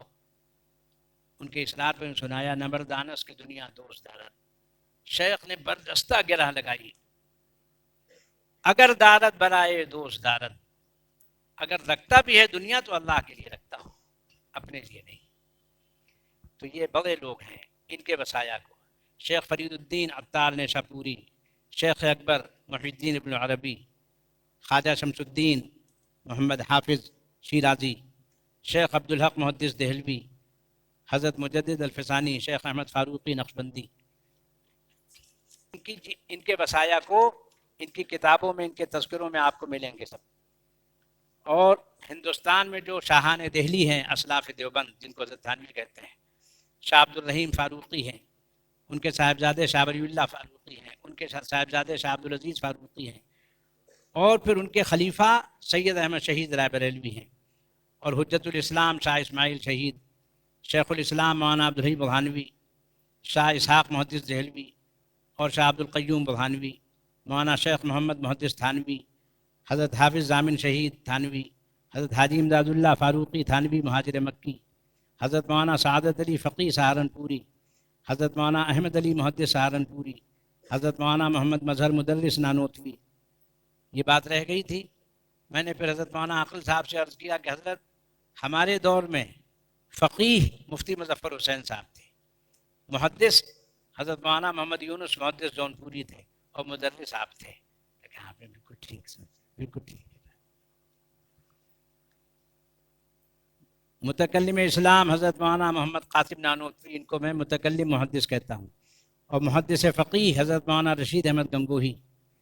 حضرت مولانا عبدالعزیز فرنگی محلی نے لکھا ہے 2 لفظی تعارف: العالم الذکی مولانا محمد قاسم نانوتوی، العالم الفقیہ مولانا رشید احمد گنگوہی. اور حضرت مولانا محمد یعقوب مدرس نانوتوی، جیسے مظاہروں میں مدرس نانوتوی مولانا مظہر ہیں، اسی مظاہروں میں مولانا یعقوب ہیں. ان کو شاہ عبدالعزیز ثانی بھی کہا جاتا تھا. اور حضرت مولانا محمود حسن دیوبندی یہ محدث مجاہد ہیں، اور حضرت مولانا خلیل احمد یہ محدث فقیہ ہیں حضرت گنگوہی کی طرح. اور آخر میں ہمارے حکیم الامت مجدد الملت محی سنت الظاہرہ والباطنہ قامع البدعات والرسوم حضرت مولانا اشرف علی فاروقی حنفی چشتی تھانوی رحمۃ اللہ علیہ، ان کے وصایا کا خلاصہ میں نے سنایا. ان کے بعد جو حضرت کے خلفاء ہیں ان کی بھی چیزیں، ان چیزوں کو یاد تازہ کر ان کی چیزیں یاد دلاتی ہیں، جن میں ہمارے حضرت جلال آبادی بھی ہیں، بلکہ حضرت مولانا شاہ رسول اللہ صاحب ہیں، ان کی وصیت السالکین ہے. حضرت جلال آبادی کے جو آخری ارشادات ہیں وہ اسی نام ہی سے چھپے ہیں. اس وقت میں سناؤں گا نہیں ان کو، بس آپ کو عنوان بتلا دیتا ہوں کہ وہ میں نے آج منگوایا اس کو، کہ حضرت جلال آبادی رحمۃ اللہ علیہ کے وصایا کے نام سے خلاصہ تصوف 1 صفحے میں ہے. اور ہمارے حضرت ہردوئی رحمۃ اللہ علیہ انہی وصایا کو شائع کرتے تھے، نقل فرماتے تھے، تقسیم فرماتے تھے. تو اس کے لیے دعا فرمائیں کہ اللہ تبارک و تعالیٰ احقر کو اور آپ حضرات کو اس کی توفیق عطا فرمائے. وآخر دعوانا ان الحمد للہ رب العالمین.